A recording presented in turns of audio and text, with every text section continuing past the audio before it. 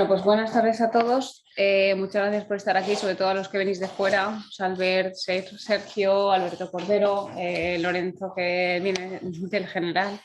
Y bueno, esta es una jornada de antiagregación. Se llama jornada de antiagregación en escala, lo estamos haciendo bien. Y un poco pues es reunirnos las personas que más estamos trabajando en antiagregación a nivel nacional y además presentar una serie de proyectos bastante interesantes. O sea, vamos a presentar un libro, vamos a presentar un protocolo de la Sociedad Valenciana de Cardiología, vamos a presentar, quiero que Alberto Cordero, aparte de su charla, comente pues, un proyecto muy interesante a nivel de Comunidad Valenciana que nos encargó el doctor Julio Núñez y que empieza el 1 de febrero. Ahí lo dejo, que seremos la primera comunidad pionera en tener este tipo de proyecto. Y gracias a Emilio Paredes de PEInvestiga pues lo hemos podido conseguir. Y luego pues unos registros retrospectivos que hemos llevado a cabo gracias al doctor Albert Ariza, el doctor Raposeiras y al doctor García Blas, y con el apoyo de PEInvestiga del uso de la doble antiagregación plaquetaria a largo plazo. Y luego, bueno, pues futuros proyectos y discusión, brainstorming, y yo creo que el doctor Raposeiras tiene unas ideas que comentarnos para sacar de esta breve reunión, que la haremos breve. Nos vamos a saltar el coffee break para que sea todo seguido y sea más distendido y tengamos más tiempo luego para discutir. Y el doctor Juan Sanchís Forés, que es el jefe de la sección de hemodinámica del Hospital Clínico de Valencia, el editor de la Revista Española de Cardiología y muchas otras cosas más, catedrático de Medicina de la Facultad de Medicina de Valencia, entre tantas otras cosas, va a moderar la jornada y él será el que pregunte cosas. Yo aquí me callo y de hecho mi charla la va a dar Daniela Maidana, que es una médico que acabo de contratar en INCLIVA, en mi grupo de investigación, y que estoy muy orgullosa de tener una médico conmigo y muy cualificada. Y nada, y doy paso a Lorenzo Fácila. Gracias, gracias Clara. Nada, a mí humildemente me toca presentar un protocolo que hemos hecho en el seno de la Sociedad Valenciana de Cardiología y el Instituto Valenciano del Corazón, ISVACOR, un poco por aglutinar un poco de manera simple las evidencias científicas de la antiagregación tras un síndrome coronario agudo. Y bueno, ya está disponible. Ahora os presentaré un poco unos códigos QR para quien se lo quiera descargar. Y bueno, la idea realmente no es nada nuevo. Estas cosas, al final, lo único que hacemos es intentar simplificar y facilitar para las personas que no están tan directamente relacionadas con el manejo de la antiagregación del síndrome coronario agudo, este tipo de evidencias, ¿no? ¿Cómo puedo pasar? Con el puntero o si no, sí. Ahora. Bueno, pues ahí están un poco los autores. Ahí también tenéis el QR, luego saldrá el resto de diapositivas también. Y bueno, agradecer a Clara, a Alberto, a Sergio, a Daniela y a Julio por haber participado en este pequeño protocolo. Y gracias también al patrocinio de AstraZeneca, que un poco nos estáis soportando el tema de la edición. Bueno, empieza pues, el pretratamiento antiagregante del síndrome coronario agudo, y cuando revisas un protocolo 1000 veces, luego pueden haber siempre fallos, y aquí el primer fallo que hemos visto, y que lo vio Alberto cuando recibimos el protocolo, es que nos hemos equivocado en el cateterismo mayor de 24, debe de poner menor de 24 en la parte derecha, y hasta en vías de corrección. Pero bueno, un poco el algoritmo del síndrome coronario agudo es una elevación del ST, en que hay que manejar el pretratamiento en cuanto a manejo de antiagregación, ¿no? Pero esto, pues bueno, yo tampoco voy a centrarme en describir el protocolo, sino un poco a presentarlo. También hemos dado mucha importancia al tratamiento al alta tras un síndrome coronario agudo, darle mucha importancia al informe de alta, que debe de aparecer en el informe de alta, y ya la tecnología de digitalización de los PDF pues permite también, como sabéis, poner links, y hemos permitido obtener un link a un texto plano para que la gente que pueda se puede copiar y pegar en el informe al alta todo este tipo de información que le vamos a dar a los pacientes, un poco para homogeneizarla, ¿no? Y ahí podéis tener esa parte, ¿no? En el seguimiento ambulatorio, pues también hablamos en el protocolo de la duración de la doble terapia antiplaquetaria, un poco para poner en relieve pues la prolongación de esta doble terapia más allá del año, en qué pacientes, pues bueno, ya sabéis eso que está discutido con el tema de la ticagrelor, 60 miligramos a partir del segundo año, y ponemos ahí cuáles serían los factores relacionados o que consideramos, según la evidencia científica, que serían los pacientes candidatos a incrementar la doble terapia más allá del año. Tablas en cuanto a esto. Y luego, pues por último, pues situaciones especiales. Situaciones especiales que todos los días nos enfrentamos en el manejo de la doble antiagregación, en la anticoagulación también, en este grupo de pacientes, sobre todo el paciente mayor, el paciente más frágil, en la triple terapia, que esto ya sabéis que, bueno, siempre es un tema controvertido, 1 mes, 3 meses, 6 meses, 12 meses, doble, triple, cuánto tiempo, todo ese tipo de lo hemos intentado simplificar. Y por último, algo más, también un escenario que está cada vez más creciendo en los antitrombóticos en el recambio valvular aórtico por catéter, que bueno, un poco también por la evidencia que disponemos en este momento y sobre todo pues que cada vez es un escenario que cada vez vamos a ir viendo más.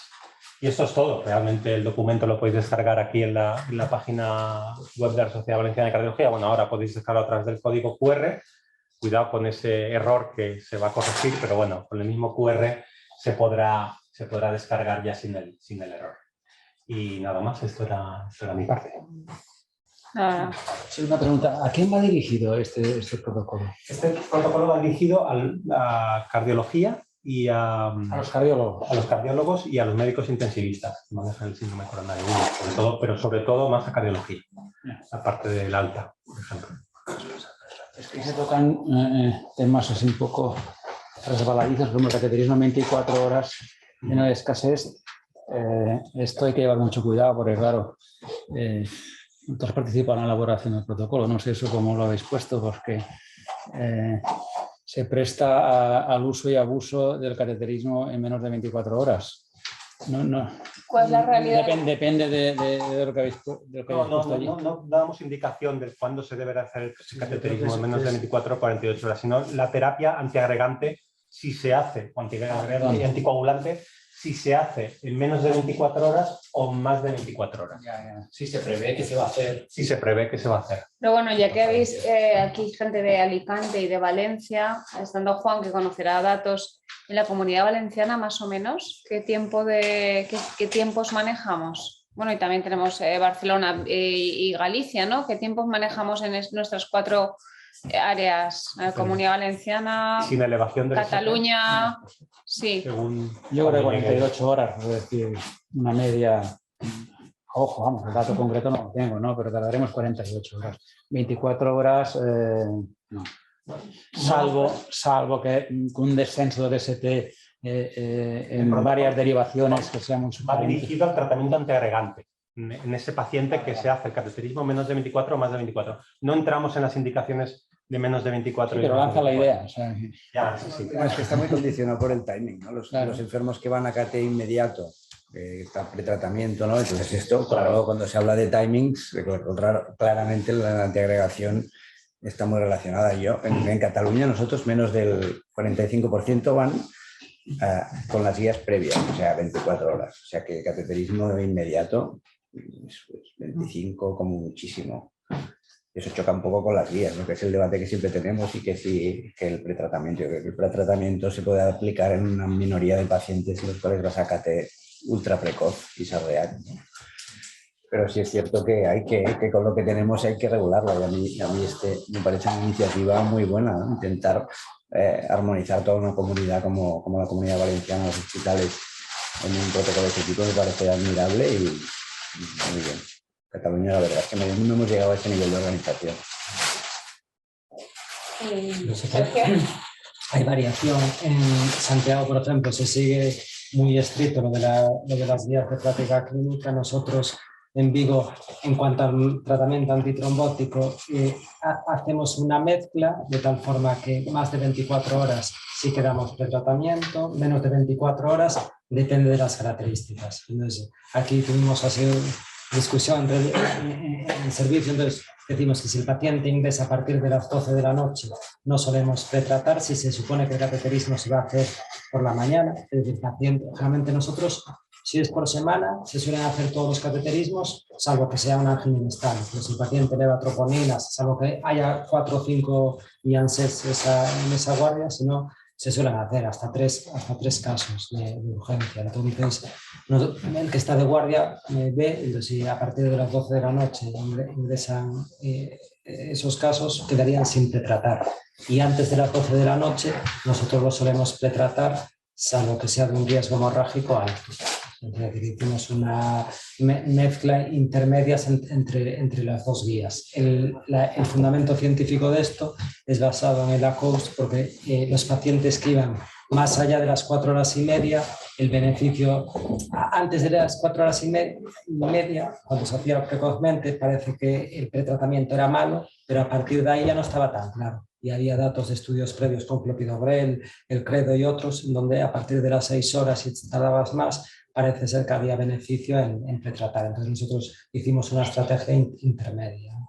Que bueno, la verdad es que dentro del servicio tuvo bastante aceptación y los residentes, que al final son los que ingresan a esos pacientes, es un protocolo sencillo, con un algoritmo parecido al vuestro y se sigue. Nosotros no utilizamos el GRACE, a pesar de que pues sí que es cierto que alguna vía lo pone, pero nosotros no utilizamos el GRACE porque yo creo que el GRACE tiene utilidad, sobre todo para indicar que pacientes tienen que ir rápido a un cateterismo, pero después, de cara al manejo, no está claro que eso vaya a suponer un cambio, ¿no? Entonces, sobre todo si tú consideras, el GRACE tiene un problema que penaliza muchísimo la edad. Si tú tienes un señor de 90 años, simplemente por tener 90 años, sin cambios en el electro y sin elevar troponina, te va a dar un riesgo alto, ¿no? Y sin embargo, el de 40 años que eleve troponina o que haga cambios en el electro no te va a dar un GRACE alto. Y el manejo ahí puede ser. Entonces, por eso nosotros decidimos no utilizar el GRACE. Pero bueno, me parece bien, ¿eh? A mí el protocolo me gusta y sobre todo lo bueno de los protocolos yo creo que es hacer algo uniforme para toda la comunidad y luego ver los resultados que hay con ese protocolo y a partir de ahí ir cambiando, ¿no? Y luego lo del cateterismo en las primeras horas. Yo ya sé que en esto pues ya tuve algún intercambio de opiniones, ¿no?, con los hemodinamistas, pero yo creo que la tendencia actual es que cada vez se va a hacer más el cateterismo en las primeras 24 horas, pero no porque sea una necesidad de cara a cambiar el pronóstico del paciente, porque no creo que lo vaya a cambiar tanto, sino por el tema organizativo, ¿no?, porque nosotros tenemos una actividad estructural cada vez mayor en donde se están colocando un montón de TAVIs que nos ocupan las camas, con lo cual tenemos que ser rápido con el escasez. Porque si a nosotros tenemos un escasez que estamos pendientes de que nos hagan el cateterismo ocupando una cama, pues van a ser camas que quedan menos para. Entonces, por organización estructural, nosotros ya reservamos 3 huecos siempre de pacientes de urgencias y se intentan programar todos los infartos por semana para que se hagan en las primeras 24 horas. También vuestro hospital tiene un servicio de hemodinámica muy potente con 4 salas. Sí, y además un hemodinamista que está en un hospital comarcal, ¿no?, para hacer los cateterismos allí, como si hubiera uno aquí en Sagunto, un hemodinamista de guardia 24 horas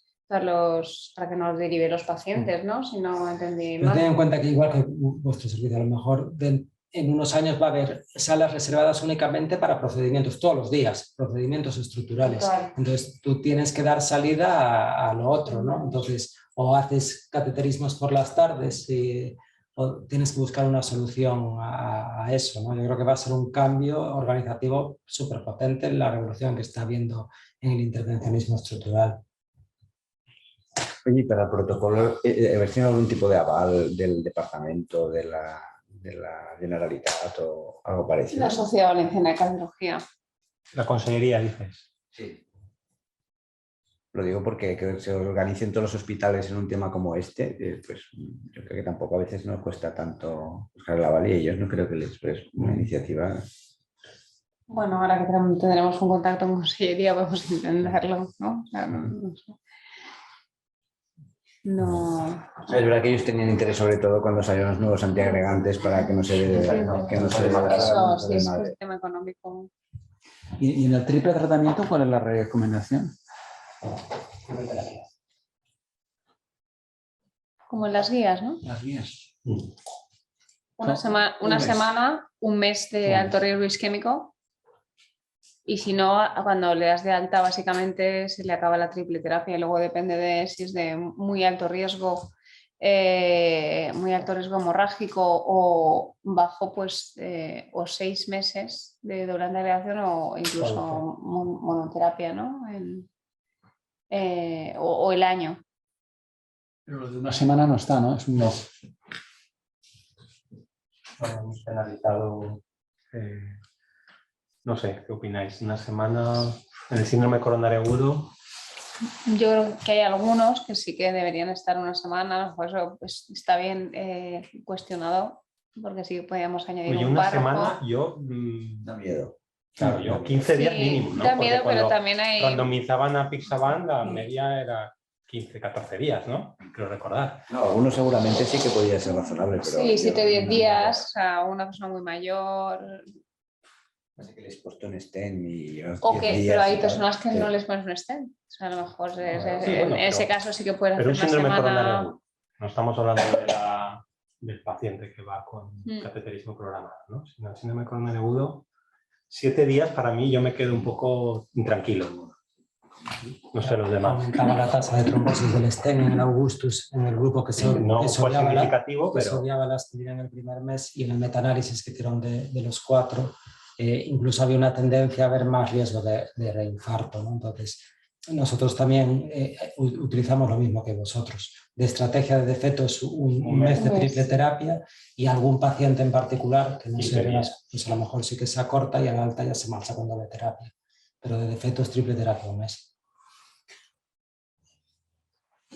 Se escapan, como todos los protocolos, si no se te escapan un 20% de pacientes, es que es muy exhaustivo y es un tocho y entonces no se lo ve a nadie. Desgraciadamente no. Simple configuras O lo y para haces que no simple, sea o lo haces. un tostón, ¿no? Era la idea un poco de protocolizar esto. Muy bien. No, Sergio. Sergio va a presentar, sí, continuamos. 3 artículos relevantes de un registro español. Del DAISY. Sí, entonces, bueno, esto surge pues un poco por ver en qué punto estamos, ¿no? En los últimos años hay multitud de información y de tendencias de acortar, alargar y demás, ¿no? Pues entonces nace un poco del saber, más allá de la evidencia en la que se sustenta, pues el que se está haciendo, ¿no? Entonces, pues, ¿qué voy a decir yo? Si tenemos aquí a los 3 pilares fundacionales de este estudio, o sea que cualquier duda, cualquier crítica, que están para defender. Pero bueno, este fue un registro publicado el año pasado, ¿no? En el que era un registro retrospectivo en el que colaboraron 10 hospitales de España, y lo que trataba es de ver era pacientes con síndrome coronario agudo, pacientes que habían tenido un síndrome coronario agudo, que habían sido revascularizados de forma percutánea y que a la alta se había puesto doble antiagregación en el periodo temporal entre del 2017 y 2018, esos 2 años. De esos pacientes, los que se incluyeron eran los que después del primer año, tras el evento índice, después del primer año tras el alta, estaban vivos y no habían tenido acontecimientos relevantes hemorrágicos ni isquémicos, porque de lo que se trata el estudio era ver qué porcentaje de pacientes se prolongaba la doble terapia antiagregante pasado el año, ¿no? Entonces, tenía que estar vivo, lógicamente, y un paciente que hubiera tenido otro acontecimiento isquémico, pues digamos que es otro contexto, ¿no? Reduce al contador, y un paciente que ya tenga un acontecimiento hemorrágico, pues también estamos hablando de otro contexto, y otro contexto que te hace plantearte la doble antiagregación en función de ese evento hemorrágico, ¿no? Entonces, lo que se trataba era pacientes, ya os digo, revascularizados percutáneos por indicación de un síndrome coronario agudo y que pasado el año estaban limpios de problemas. Para saber, pasado ese año, qué estábamos haciendo, qué se estaba haciendo, prolongar o no la doble antiagregación. Se incluyeron casi 2.000 pacientes, que son las características basales que no nos vamos a detener en ellas. En cuanto a la doble antiagregación, veis que el puntero no marca, ¿no? El segundo antiagregante más frecuentemente usado era ticagrelor, cerca de un 60%, luego clopidogrel y por último solo un 11% de prasugrel. Y esto es lo que observamos que bueno, durante el primer año estos pacientes que no habían tenido problemas hemorrágicos, pues se mantenían la mayoría con su doble antiagregación, y en el periodo del año, se puso una ventana un poquito más, un margen de incertidumbre, ¿no? En torno a unas semanas antes o después del año, porque siempre por motivos logísticos puede que lo estés prolongando, ¿no? O no la terapia, pero bueno, el caso es que pasado ese año o año y 2 meses, solo el 32% o el 32,2% de pacientes mantuvieron la doble antiagregación. El resto la suspendieron. Entonces, sabemos que para prolongarle múltiples parámetros, ¿no? En las guías nos recomiendan que nos podemos basar en distintos criterios, tal. Pero bueno, lo que se intentó analizar en el estudio era qué nos llevaba a prolongar o no la doble antiagregación en estos pacientes. Para empezar, analizamos los criterios Pegasus, ¿no? Como uno de los estudios de referencia para la prolongación de doble antiagregación, y vemos que en esta corte había 71,8% de los pacientes que tenían algún criterio del estudio de Pegasus, el 36% tenían criterios de alto riesgo hemorrágico, perdón. Entonces, si conjugamos las dos cosas, podemos decir que los pacientes ideales, en teoría al menos, para prolongar la doble antiagregación, serían aquellos que tuvieran algún criterio Pegasus, ¿no? Como criterio de riesgo, como criterio de riesgo isquémico para apoyar, prolongar la doble antiagregación, pero que no tuvieran alto riesgo hemorrágico, perdón, porque eso pues, iría en contra, ¿no? Pues ese perfil ideal teórico lo cumplía el 39,5%, ¿no? Si ese 39,5% numéricamente se parece al 32,2% que nos encontramos. Pero claro, si dividimos la muestra en los pacientes que prolongaron y no prolongaron, vemos que sí que hay diferencia significativa en el análisis univariado en cuanto a tener criterios Pegasus, es decir, los pacientes que prolongaban la doble antiagregación en el análisis univariado sí que tenían un porcentaje mayor de criterios Pegasus, pero no había diferencias en cuanto al riesgo hemorrágico entre ambos grupos. Y además no había diferencia en este porcentaje de paciente ideal, ¿no? De paciente teóricamente ideal con criterio isquémico pero sin alto riesgo hemorrágico, ¿no? No había diferencia entre ambos grupos. Entonces, ¿en qué se basa la decisión o en qué se basan las diferencias? Pues en el análisis multivariado se vio que las variables que estaban independientemente asociadas a una prolongación de la doble antiagregación eran estas, ¿no? El haber tenido un intervencionismo previo al evento índice, es decir, que el evento de síndrome coronario agudo sea un paciente ya un segundo evento, ¿no? Un paciente que da una segunda revascularización, pacientes que hubieran tenido reinfarto durante el ingreso, pacientes que ya hubieran tenido una historia de trombosis del stem, ¿no? Entonces, estos tres al final vienen a decir lo mismo, pacientes que tenemos la percepción de que tienen eventos recurrentes, ¿no? De cualquier tipo, ¿no? O simplemente revascularizado, o eventos recurrentes importantes, como son reinfartos en el mismo ingreso o una trombosis del stem, ¿no? Esos pacientes, pues parece que los queremos proteger más prolongando la doble antiagregación. Y luego también vimos que estaban asociados de forma independiente variables relacionadas con la anatomía coronaria, la afectación de DEA proximal o de enfermedad multivaso. Luego, sorprendentemente, también se encontró que el uso de clopidogrel se asoció de forma significativa a una mayor prolongación de la doble antiagregación. También se han elaborado subestudios, ¿no? Que van un poco en la misma línea. Aquí vemos diferenciando pacientes tratados con clopidogrel y con ticagrelor. Vemos que los del clopidogrel prolongan en mayor proporción, pero bueno, las curvas son similares y los predictores también son similares, y también sucede lo mismo al ver pacientes mayores y menores de 75 años. Que bueno, a lo mejor Sergio o Albert queréis aportar más sobre los subestudios. Simplemente hablar que en general las conclusiones de este registro es que podemos considerar que 1/3 de los pacientes eran potenciales candidatos a prolongar la doble antiagregación teniendo en cuenta un criterio de riesgo isquémico como es el Pegasus y ausencia de alto riesgo hemorrágico, que encontramos más o menos 1/3 de pacientes que prolongaban la doble antiagregación, pero ese tercio ideal y ese tercio que nos encontramos no correspondían, ¿no? Porque ni los criterios Pegasus ni el riesgo hemorrágico fueron los predictores de prolongar la doble antiagregación.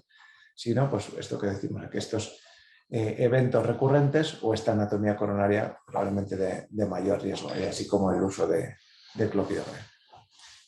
Un poco los resultados, ¿no? Podemos extender o discutir lo que consideréis.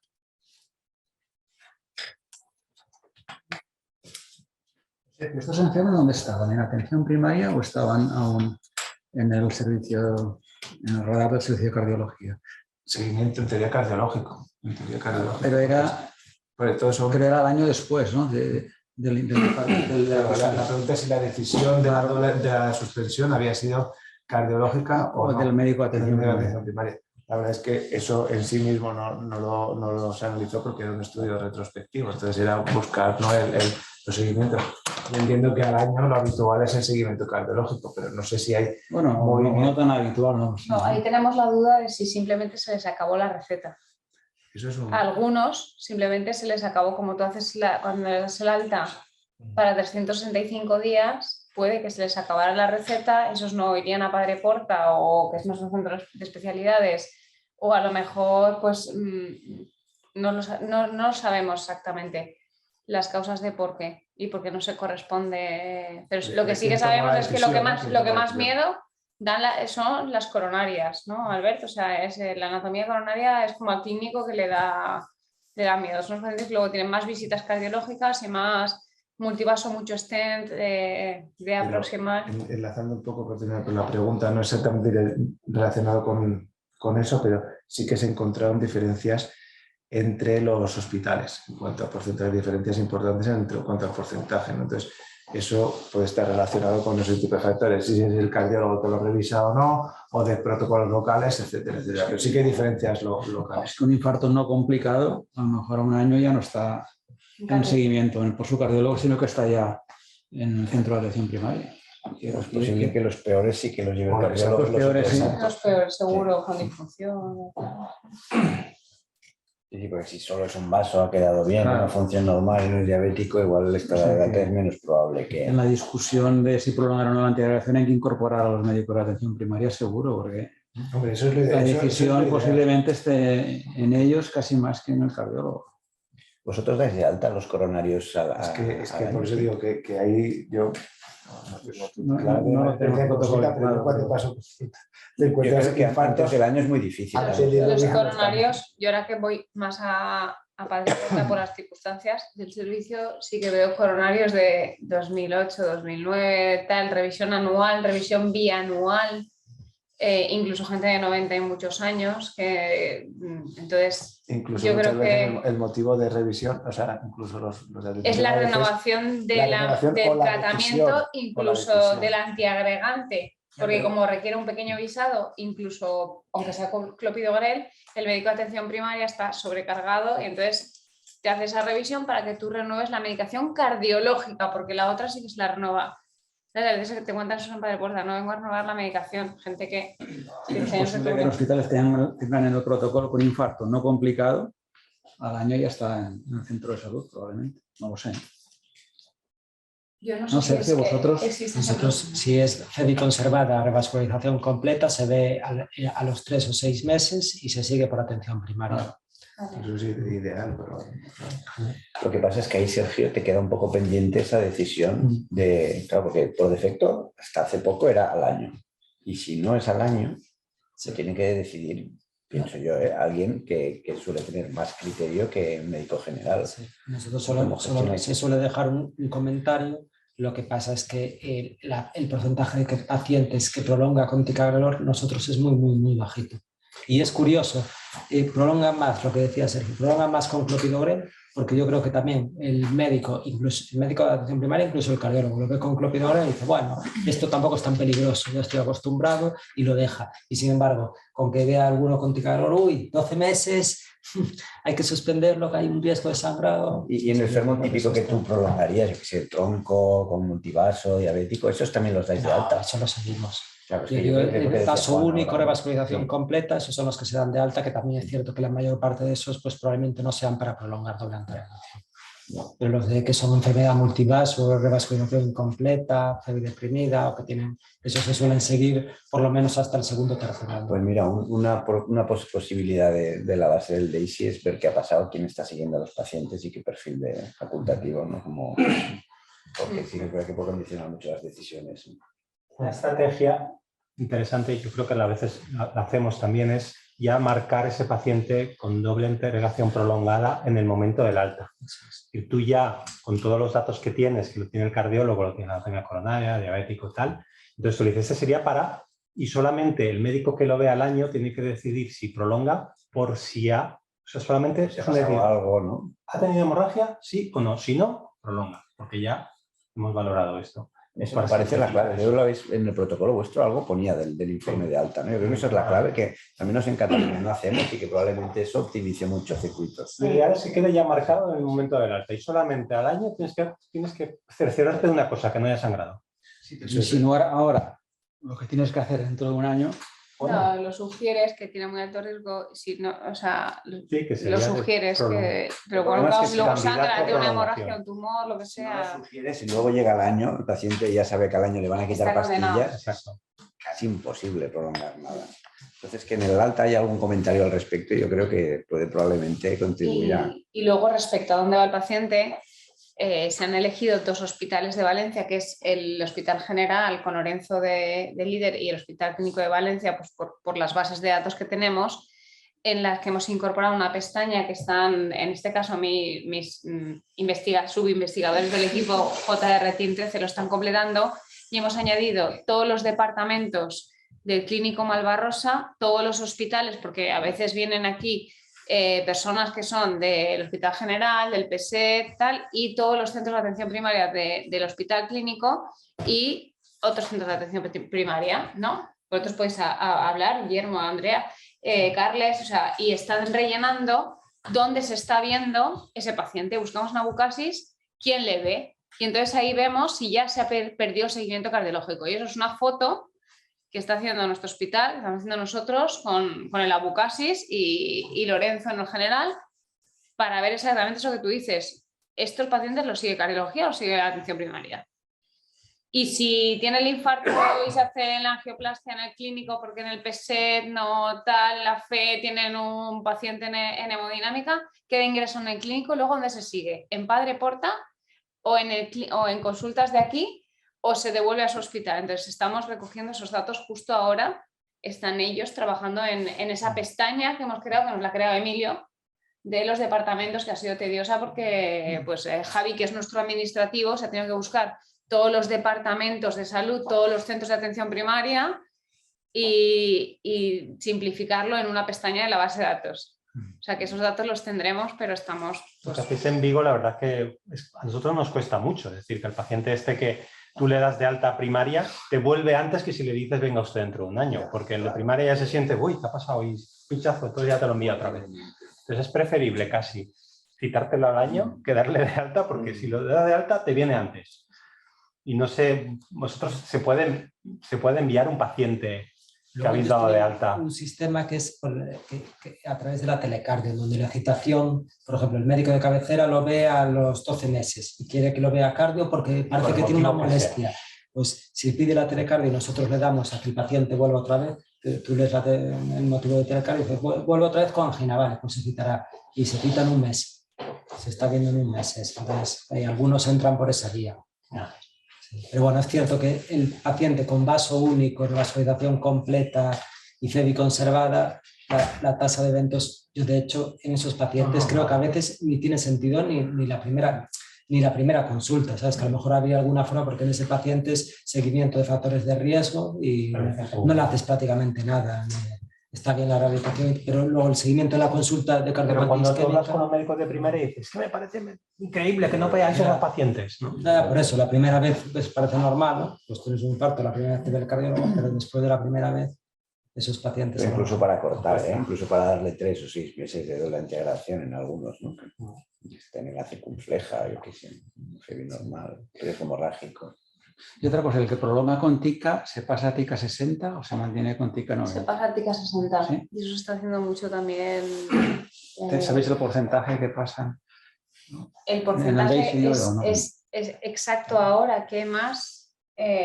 Con TICA 60 no lo sabemos, pero sí que se está viendo mucho, se está pautando mucho, sobre todo en pacientes que se les hacen oclusiones crónicas o llevan más de 3 stents y se citan, por ejemplo, desde la subconsulta que tienen en la unidad se está poniendo también mucho óptica 60. Entonces, el periodo temporal no es un periodo conflictivo. Es conflictivo. Todavía, ¿no? La indicación de ética 60 fue en 2018, no, entonces ahí no está muy instaurado, pero ahora sí que se ve mucho paciente que viene, yo lo veo más que cuando viene a urgencias y en las consultas pues, la consulta externa, ¿no? Como ha penetrado bastante más, sobre todo los que estén intrastent y revascularización de oclusión crónica, casi todos llevan ética 60.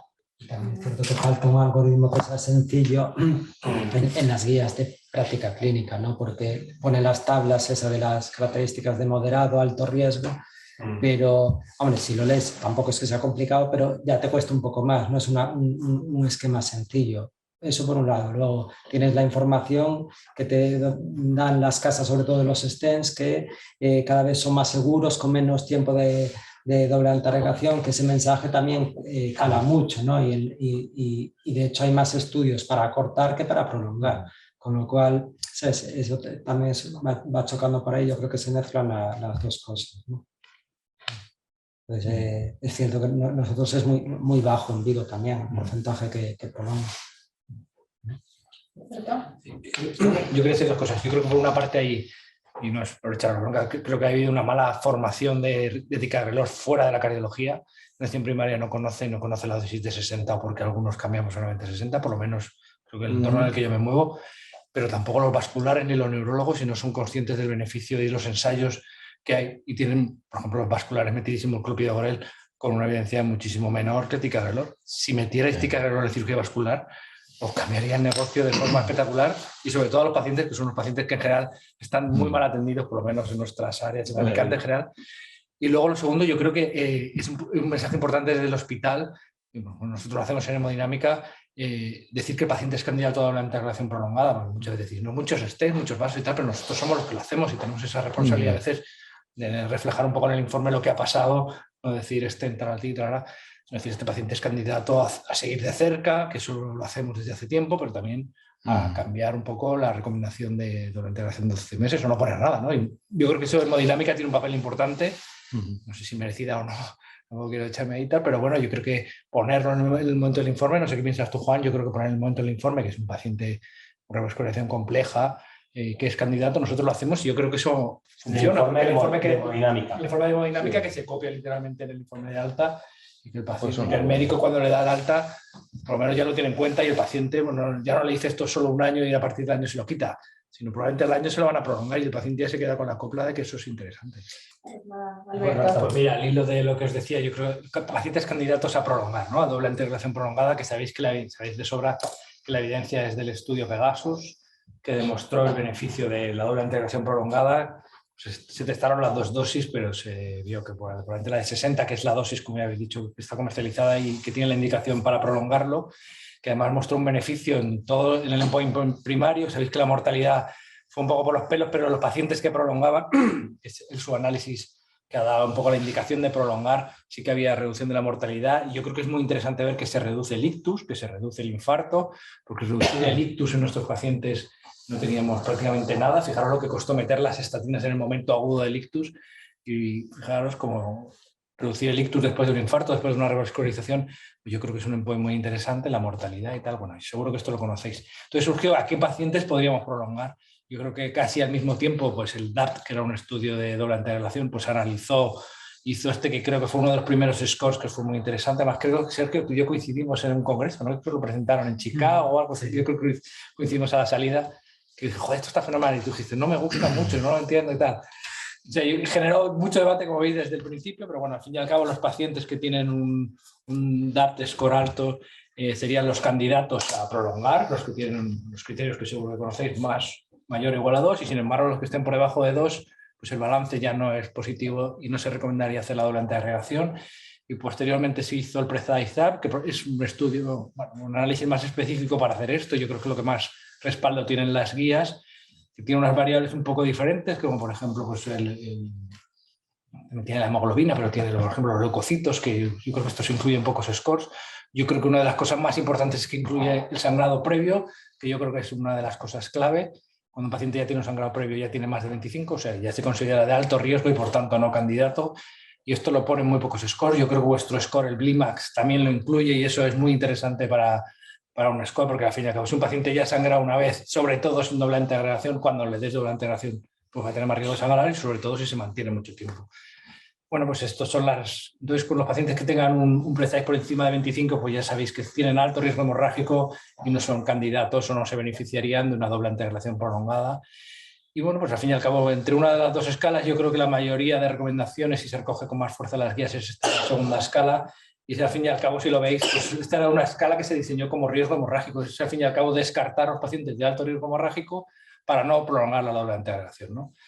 Y creo que esto es muy interesante y mira, nosotros hicimos esto hace unos años, a mí este artículo realmente me gusta mucho porque lo he dicho muchas veces en las sesiones. ¿Y de qué pasa con los pacientes después de un infarto que son de alto riesgo hemorrágico? ¿Qué pensáis que le va a pasar?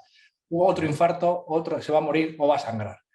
Pues mirad, esto es lo que analizamos. Si veis la curva a la derecha, la raya amarilla que es el sangrado, lo que los pacientes de alto riesgo hemorrágico lo que más les pasa es que vuelven a sangrar, mucho antes de tener un infarto o de incluso de morirse. Si veis el balance neto, que es la curva verde, pues va siempre a favor del riesgo hemorrágico. Sin embargo, los pacientes que no tienen alto riesgo hemorrágico pues también sangran, sobre todo al principio, pero el balance neto riesgo hemorrágico pues es bastante más neutro. Así que los pacientes de alto riesgo hemorrágico realmente prevenir la hemorragia es su principal amenaza y es una cosa que creo que es lo que se ha ido reflejando después, que es lo que tenemos que tratar de priorizar o no empeorar con cualquiera de las estrategias, ¿no?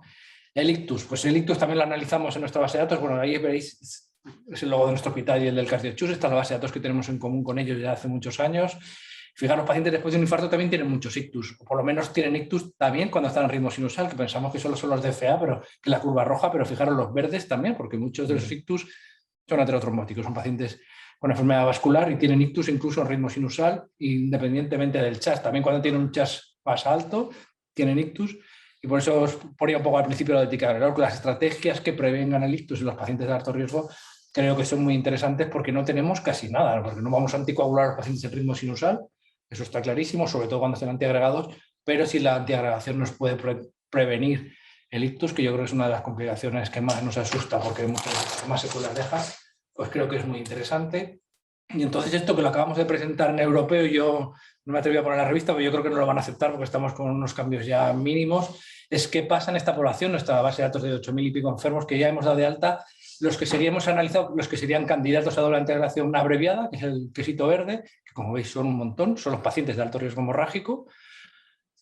¿Cuáles son los que serían candidatos a doble integración prolongada? Que es el siguiente, que como veis casi un tercio también, que son los pacientes que no son de alto riesgo hemorrágico, pero tienen características del Pegasus, es decir, son diabéticos, tienen una revascularización completa, es decir, más de 3 vasos, más de 3 estrellas, más de 60 milímetros, y el resto, que no cumple ni una cosa ni otra, que serían los candidatos al estándar, ¿no? Que como veis solo es una cuarta parte, que son los azules. Y fijaros, pues os podéis imaginar, solo por ser de alto riesgo hemorrágico, pues claramente hay muchas diferencias. Los de alto riesgo hemorrágico son más mayores, más filación auricular, sobre todo más sangrado previo. Pero ¿qué pasa en el seguimiento? Pues fijaros cómo las curvas son claramente diferentes entre los tres, ¿no? O sea, claramente los de alto riesgo hemorrágico, como os imagináis, son los más mayores, más tal. Las curvas se separan en todos. Que la curva verde se separan para mortalidad, pues se separa para mortalidad cardiovascular, complicaciones cardiovasculares mayores y obviamente las hemorragias que hemos analizado sobre el primer año, porque después pues ya hay muchos otros factores. Pero los pacientes con doble candidatos a prolongada, que son las rojas, también son diferentes, también tienen más mortalidad, también tienen más complicaciones cardiovasculares, porque aunque no tengan alto riesgo hemorrágico son también los diabéticos, son los pacientes con eventos recurrentes, son los pacientes que tienen revascularización completa y fijaros que estos pacientes también van peor. O sea que estos tres grupos de pacientes, que son muy fáciles de analizar, que yo creo que los podemos hacer en el momento del alta sin ninguna determinación ni genética, ni molecular, ni nada, los podéis ver y podéis ver cómo estos pacientes realmente van muy diferente entre los tres. Y de hecho, fijaros, pues los pacientes con doble integración, que candidatos a la corta, son los que van peor, pero los candidatos a prolongada, a tienen criterios de prolongación, tienen más complicaciones cardiovasculares y no más alto riesgo hemorrágico. O sea que estos pacientes hay que hacerles algo, probablemente con lo que hacíamos hasta ahora, es decir, también la mayoría de esta población recibió 12 meses de clopidogrel, porque es una corte un poco histórica, sobre todo la de Santiago, que lleva muchos más años. La nuestra es entre 2009 y 2016-17. La mayoría de los pacientes están con clopidogrel, de hecho ticagrelor es el 18% nada más, Pero realmente para esto creo que es interesante para ver que estos pacientes realmente el pronóstico es muy diferente, con una clasificación bastante sencilla, que al fin y al cabo es recoger lo que nos dicen las guías, ¿no? Bueno, y entonces en este algoritmo que ya os ha presentado Lorenzo, esto es uno de los capítulos que tuvimos en cuenta. Yo la verdad que no me encargué específicamente de esto, aunque lo analizamos entre todos.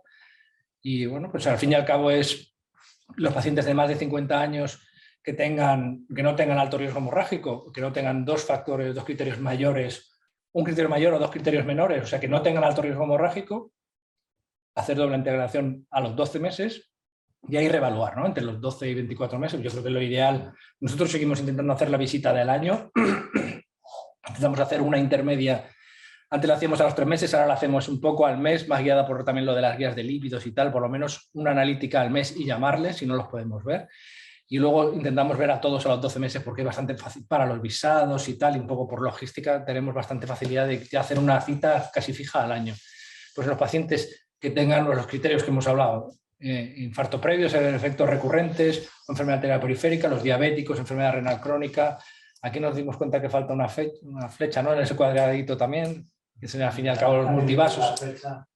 Hacia ahí. Pues esos pacientes, al fin y al cabo, es identificar tanto en el momento del alta o si no durante el año los pacientes de alto riesgo hemorrágico y eliminar, los pacientes que son candidatos a prolongar. Y si en estos 12 meses el paciente ha sangrado, pues reevaluar la decisión o cómo se había catalogado en el momento del alta. Y tenéis un poco también en los cuadritos de la derecha los criterios, que los conocéis de sobra, ¿no? Los criterios de alto riesgo hemorrágico, los pacientes que son candidatos a prolongar. Y este es el algoritmo que hemos propuesto. Yo creo que en este cuadro solo falta la flecha esa y que no hemos detectado ninguna errata o ningún gazapo más. Y estas serán mis 12 diapositivas que me han pedido que me ciña. Antes de pasarle el pasador a Sergio Raposeiras, me gustaría que contaras lo que vamos a hacer el 1 de febrero. Sí, bueno, no he puesto ninguna diapositiva porque es un proyecto que empezamos a hablar en la junta anterior de la Sociedad Valenciana de Cardiología con la historia del COVID y tal. La verdad es que fue culpa mía, no lo pusimos en marcha, pero tuvimos la idea de hacer un registro de síndrome coronario agudo de la Comunidad Valenciana. Creo que en varios hospitales tenemos nuestros propios datos, muchos hemos colaborado en otros registros nacionales y tal, pero nunca nos hemos puesto de acuerdo para colaborar entre nosotros y nos llevamos fenomenal, y de hecho estamos aquí muchos de los investigadores. Entonces pensamos, y gracias a PEInvestiga, que ya tiene la plataforma más que implementada, pues hacer un registro de algunos de los hospitales. Si elegimos 10, sabemos que hay hospitales que no van a colaborar o que dicen que les es muy difícil en el día a día incluir pacientes en una base de datos, pero hemos seleccionado 10 hospitales que han aceptado participar y nuestra idea era que fuera desde el 1 de enero, pero bueno, entre las vacaciones, la Navidad y tal, nunca es buen momento el 1 de enero para empezar, y vamos a empezar el 1 de febrero, que es mañana. No sé si nos vamos a pillar los dedos también, pero nuestra idea es que a partir del 1 de febrero podamos incluir todos los pacientes de 10 hospitales. La media está entre 250, 300 y pico, o sea que pensamos que en un año podríamos reclutar unos 3.000 pacientes contemporáneos con síndrome coronario agudo de nuestra Comunidad Valenciana, que nos dará un mapa muy bueno. Y gracias pues, a la plataforma de Incliva y de PEInvestiga, pues facilitar incluso el seguimiento de una forma un poco más centralizada, tener un buen seguimiento de todos los enfermos, que la Comunidad Valenciana está bastante unificada en la historia clínica informática, tenemos todos los permisos, el CEIC del hospital y todo, y poder hacer pues, un estudio potente en la Comunidad Valenciana, que creo que es importante y es interesante. Empieza mañana, no sé qué opinas tú, Emilio, a ver... No sé si le falta las claves. Diseñado la base de datos, porque la base de datos sea la nuestra, ¿no? Yo creo que está todo para empezar mañana, y la única cosa era que metimos el tema de que se autocapturen las analíticas, y le hemos pedido a los investigadores que nos manden un par de analíticas para estar seguros de que... Se pega la analítica y se autopasa a la base. Entonces, nada, le hemos ido escribiendo a los distintos investigadores de los 10 hospitales para que nos manden un par de analíticas cada uno para estar seguros de que todas las unidades y los datos se pasan bien, y aún hay alguien que no nos ha contestado, pero estamos en ello para tal. Pero todo lo demás está perfectamente preparado para que mañana arranque. Muy bien. Lo que es fundamental, bueno, va a ser prospectivo, ¿no? Que el flowchart de reclutamiento de los pacientes esté perfectamente definido, reproducible en todos los hospitales y que se cumpla a rajatabla para presentar se hizo screening en X pacientes, de los cuales se han incluido estos otros que son los que cumplían exactamente el criterio de inclusión, porque eso da una imagen de seriedad en el registro, porque si no, caemos en que unos meten unos, otros meten otros, una semana no meten ninguno, luego pasan a meter... Claro, eso ya son unos sesgos insalvables. Sí, hemos insistido mucho que sean todos los pacientes con síndrome coronarial agudo, los pacientes en los hospitales confirmado, que ingresan más pacientes en UCI, que tienen que tener... ¿De dónde cómo van a hacer el screening de eso? Al alta, o sea, al alta del paciente, en teoría debería ser en el Orion Clinic, por ejemplo. Diario, sí, diario, de que sea un síndrome coronario agudo tipo 1, no con una fibrilación auricular que le va troponina y nada de eso, un síndrome coronario agudo, y diariamente, pues todos los pacientes que se vayan de alta, revascularizados o no, lo que se decida, pero que esté, vamos a cumplir esa definición, y vamos, es un poco el requisito. Y a raíz de comentártelo a ti, que yo recuerdo que me comentaste que hasta un propio registro tenía que tener un autocontrol o una automonitorización, AP Investiga le pedimos que desde su punto de vista externo, nos monitorizara el registro y la calidad de los datos. Y aparte, pues tendremos también algún monitor externo, que eso nos lo puede aportar el INCLIVA porque lo he consultado, de ir a los hospitales y ver si los datos que se están metiendo son rigurosos, o sea, monitorización desde ellos, desde la Investiga y desde monitor externo también, aunque sea un registro.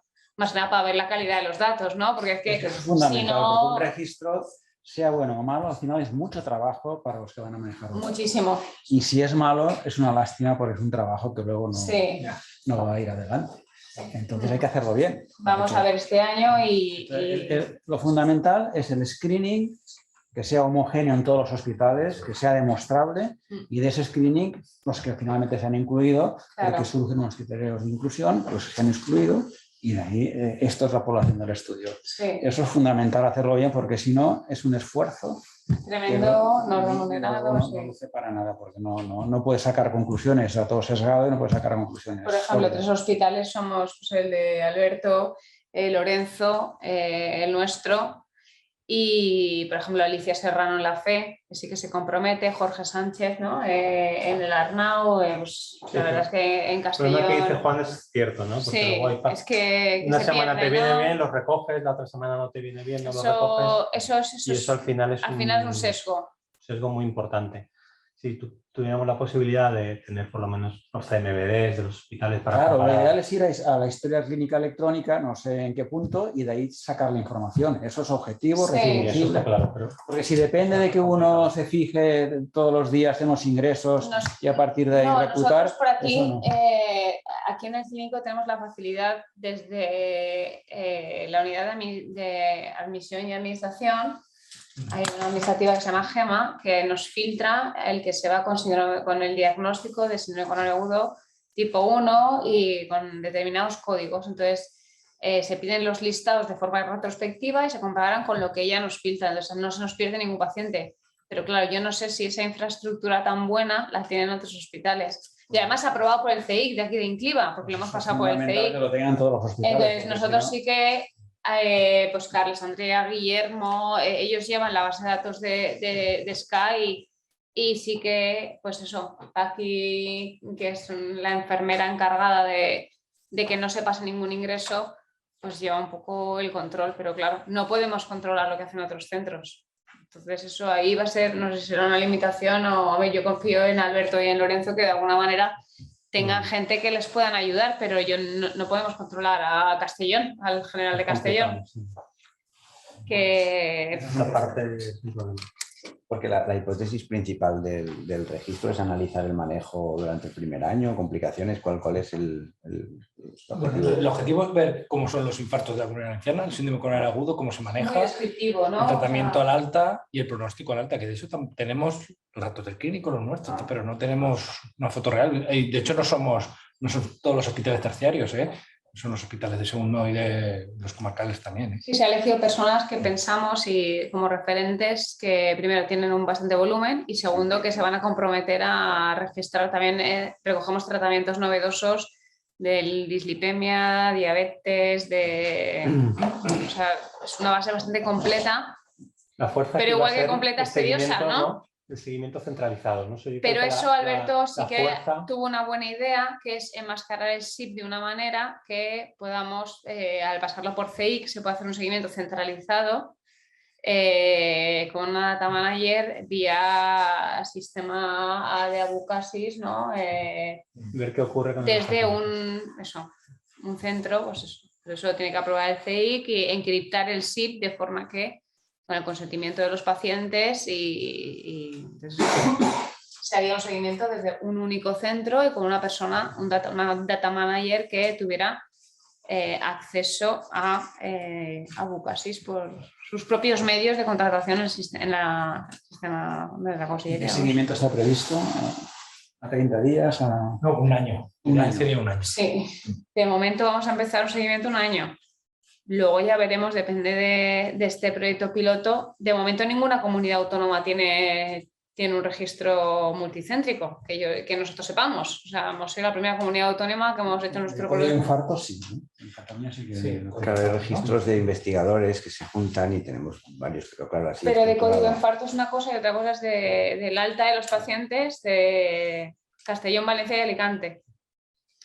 Pues yo creo que así a nivel comunidad que es como novedoso, es una cosa que quería hacer Julio porque quería darle una vuelta a la Sociedad Valenciana de Cardiología y hacerla más. También he hecho un registro de insuficiencia cardíaca aguda, lo mismo pero con el síndrome coronario. Hombre, si está bien hecho, solo saber qué pasa tiene su... ¿Qué pasa? Valor, ¿Qué hacemos? de vez en cuando salen datos por ahí que igual no son exactos. Y si nosotros tenemos datos sólidos nuestros, pues tenemos un instrumento de defensa fundamental. Pues vamos a intentar hacer eso. Buenos, claro. Y poder conseguir la forma de encriptar el SIP y tener una data manager con su monitorización y que pueda hacer seguimiento vía Abucasis de forma también centralizada, para que tampoco haya sesgos a la hora de buscar en Abucasis. Y bueno, pues ahí estamos trabajando eso. Entre con Emilio, pues Alberto y yo sobre todo. ¿Cuántos hospitales? 10. En los nuestros 3 y 7 más. Y ya está, porque nos parece aún así... Muy ambicioso, es un reto, ¿eh? Sí. Claro. Ingresa el viernes, se va el lunes... Claro, sí, pero claro, por ejemplo, es lo que te digo, si que nosotros... sacas de la historia clínica electrónica no hay problema, pero como sea... Nosotros sacamos los listados, encargado, pues... sacamos los listados diarios más el listado que nos filtra la administrativa, que por CIE 10, CIE 9 te filtra el paciente dado de alta en este periodo de tiempo con diagnóstico confirmado de IAM tipo 1, IAM CEST, IAM CEST. A posteriori, porque claro, entonces sí que no se te escaparían. Sí, sí, se puede incluir a posteriori. Se te escapan, o sea, las fallas obviamente se van a escapar, o sea, no, hay cosas que se te van a escapar, pero a posteriori tú puedes recuperar a los pacientes. ¿Y os piden consentimiento o no? Pues sí, en prospectivo. La hoja de información, aquí nos piden para el CEIC, prospectivo sí. La hoja de información del paciente y el consentimiento informado. Y eso sí que es cierto que nosotros, por ejemplo, tenemos un registro retrospectivo, que ahí no nos piden, caso el CEIC del INCLIVA, y ahí no nos piden el consentimiento. Entonces, a lo mejor, pues bueno. Yo lo que pasó en DAISY, que de hecho, como le hicimos. Eso, exacto. O sea, bueno, la clave es lo que decía Juan, que es si tú tienes acceso a todo, los pacientes, y luego de alguna forma ten en cuenta que colaboráis con que investiga los datos de analítica o de algunas variables, pues pudieran ir directos, ahí tienes exhaustividad y calidad. Lo que pasa es que, claro, eso es muy difícil a día de hoy. Y hay que seguir con la implicación de la gente, pero bueno, un registro. Vamos a ponernos un año, claro, y luego ya veremos si tiene sentido seguir o no. ¿Y los códigos del CMVD los vais a asumir tal cual o luego lo vais a depurar? Cuando sacáis la información, en el CMVD puede poner IAMSES, pero vete tú a saber lo que ha sido eso. ¿Esto luego eso lo depuráis o va tal cual? Luego eso Sí, al fin y al cabo es un cardiólogo el que tiene que teclear una parte. Entonces, hombre, hemos seleccionado gente que está bastante implicada y bastante... Son 10 amigos, somos otros 3 y otros 7 amigos que creemos que lo pueden hacer bien. No, o sea, no vosotros no, pero digo, cuando saquéis la información, ahí lo ha volcado... ellos, o sea, te investiga, o sea... Pero, Juan, a la hora de incluir un paciente, un listado... la codificación, no. Hospital, pues igual no, eso lo corroboramos nosotros. Eso lo depuráis. No, claro, eso... De hecho, cotejamos los listados de ingresados diarios con al final el alta con la que se va ese paciente, porque hay algunos que ponen SCAI se van con el alta de insuficiencia cardíaca con neumonía. O sea que eso se coteja y la enfermera de administración que está ahí abajo, que nos saca los listados, pues digamos que es lo más fiable, ¿no? Porque es el diagnóstico al alta. O sea, ya filtra por diagnóstico al alta y luego nosotros con los listados cotejamos. Pero eso también es un trabajo. O sea, lo podemos hacer afortunadamente porque ya tenemos un equipo aquí de muchas personas que están solo trabajando en la base. O sea, Guillermo, Andrea, Carles, o sea, Dafne, Paqui, tenemos mucha gente trabajando solo en esa base para que esté todo perfecto. Y es Pues mucho todo lo que tiempo. hay que recogerlo, ¿no? De tantos diagnósticos de IAMSES se descartaron Claro, X es porque que también no, al tenemos- final no cumplían tenemos- criterios y nos hemos quedado con... Claro, también tenemos nos quedamos también con la pestaña del DAISY para ver los pacientes que están anticoagulados. También hay un apartado que pone Minoca, hay un apartado que pone Tacosubo, ¿no? O sea que hay dentro de la propia base hay los que no han sido. O sea, es una base muy tediosa. Ya veremos. Me parece una super idea, ¿sabes? Así pensando para nosotros hacerlo en Galicia, ¿sabes? Con la colaboración de la sociedad nuestra. Y claro, yo creo que la clave a lo mejor que lo podríamos intentar mejorar es viendo vuestra idea, es en vez de que cada cardiólogo tecleara los datos, ¿no? Como decís vosotros, porque yo creo que ahí, pues claro, puedes conseguir en 3 o 4 hospitales, pero luego va a ser difícil todos los días durante un año que hay una persona. Claro a lo mejor que se sí. podría hacer estilo lo que teníamos en el Rebuto, en el Dapatavi, de sacar la foto y que haya una persona que meta los datos. Eso sería lo ideal. Entonces, sería pagar a un data manager, ¿sabes? Si la sociedad pagase a un data manager, metiera los datos de todos los hospitales. Eso podemos Y hablarlo luego se con Julia. comprobaría, porque claro, se te pueden escapar algunos de los que dice Juan, se comprobaría con el CMDD cuántos se te escapan, que algún porcentaje siempre se te va a escapar porque no firma el consentimiento o porque pues, el paciente murió antes de firmar el consentimiento, ¿sabes? Porque, entonces, ver cuántos se escapan de esos. Yo estoy pensando en valorar lo de la foto plantear hacer algo en la Sobacar. del ¿sabes? informe de alta. Incluso luego se podría mezclar la Sobacar con la valenciana. Vale. Pues nada, nos quedas tú y Daniela y luego pues planteas la idea que has tenido antes y entre Alberto y Juan que nos digan qué les parece. Un poco para hablar de futuros proyectos de investigación en antiagregación y síndrome coronario agudo, y estructuré la charla en 4 partes: agentes reversores, terapia combinada, los gaps de las guías de práctica clínica y por último, quizá lo más interesante, pues posibilidades de hacer alianzas y temas de investigación. En relación con la reversión de la antiagregación, bueno, ya todos conocéis cómo actúan los inhibidores del receptor P2 y 12 que bloquean ese receptor y por tanto bloquean la vía de activación de las plaquetas por el ADP, y aquí pues tenemos la acción, por ejemplo, del ticagrelor. Y hay un fármaco anticuerpo monoclonal que surgió recientemente, el Ventracimab, que lo que hace pues, es actuar bloqueando ese ticagrelor e impidiendo que se una al receptor, con lo cual pues, la vía del adenosín trifosfato pues, se lleva a cabo, ¿no? Y las plaquetas se activan. Esta además es una actuación muy rápida, porque cuando se veía comparando en voluntarios sanos el Ventracimab versus placebo, se veía que los pacientes que lo tomaban en menos de 1 hora ya recuperaban su actividad plaquetaria, mientras que los pacientes que no lo tomaban pues tardaban casi 2 días, casi 48 horas en recuperar actividad plaquetaria cuando estaban antiagregados con ticagrelor, lo cual es muy interesante, sobre todo para casos de cirugía o casos de pacientes con hemorragias importantes como hemorragias intracraneales, y de ahí que se hiciera un estudio de reversing en donde, sin comparar con placebo, pues se vio que los resultados podían ser favorables y ahí sale una línea de investigación interesante en los próximos años. Si bien es cierto que, claro, económicamente, lo mismo que pasa con los agentes reversores de los ACOs, pues a las compañías tampoco les es muy rentable por el número de pacientes y casos que son, ¿no? En relación con terapia combinada, aquí cuando hablamos de terapia combinada es la combinación de antiagregación con anticoagulación. Clásicamente, pues esto era lo típico en pacientes con fibrilación auricular y que se le colocaba un stent que necesitaban esa doble antiagregación y la anticoagulación. eso, pues, los resultados eran muy malos porque los pacientes sangraban mucho, de tal forma que pues, lo que era la triple terapia se fue acortando y actualmente pues, ya hablamos de doble terapia, aunque ahí pues, surgen dudas, sobre todo a raíz del Augustus y de metaanálisis que hubo posteriores, puesto que las tasas de trombosis del stent y de reinfarto parece que tendían a aumentar cuando se obviaba la aspirina ese primer mes, ¿no? De hecho, hay ahí incluso alguna línea de investigación que planteaba que en pacientes cuyo riesgo embólico no fuera muy alto y además tuviesen una alta complejidad en cuanto a anatomía coronaria o revascularización, que en esos pacientes el primer mes se planteara dar doble terapia obviando la anticoagulación y a partir del primer mes dejar solo un antiagregante más anticoagulación, ¿no? Pues bueno, esto habría que comprobarlo en diferentes estudios.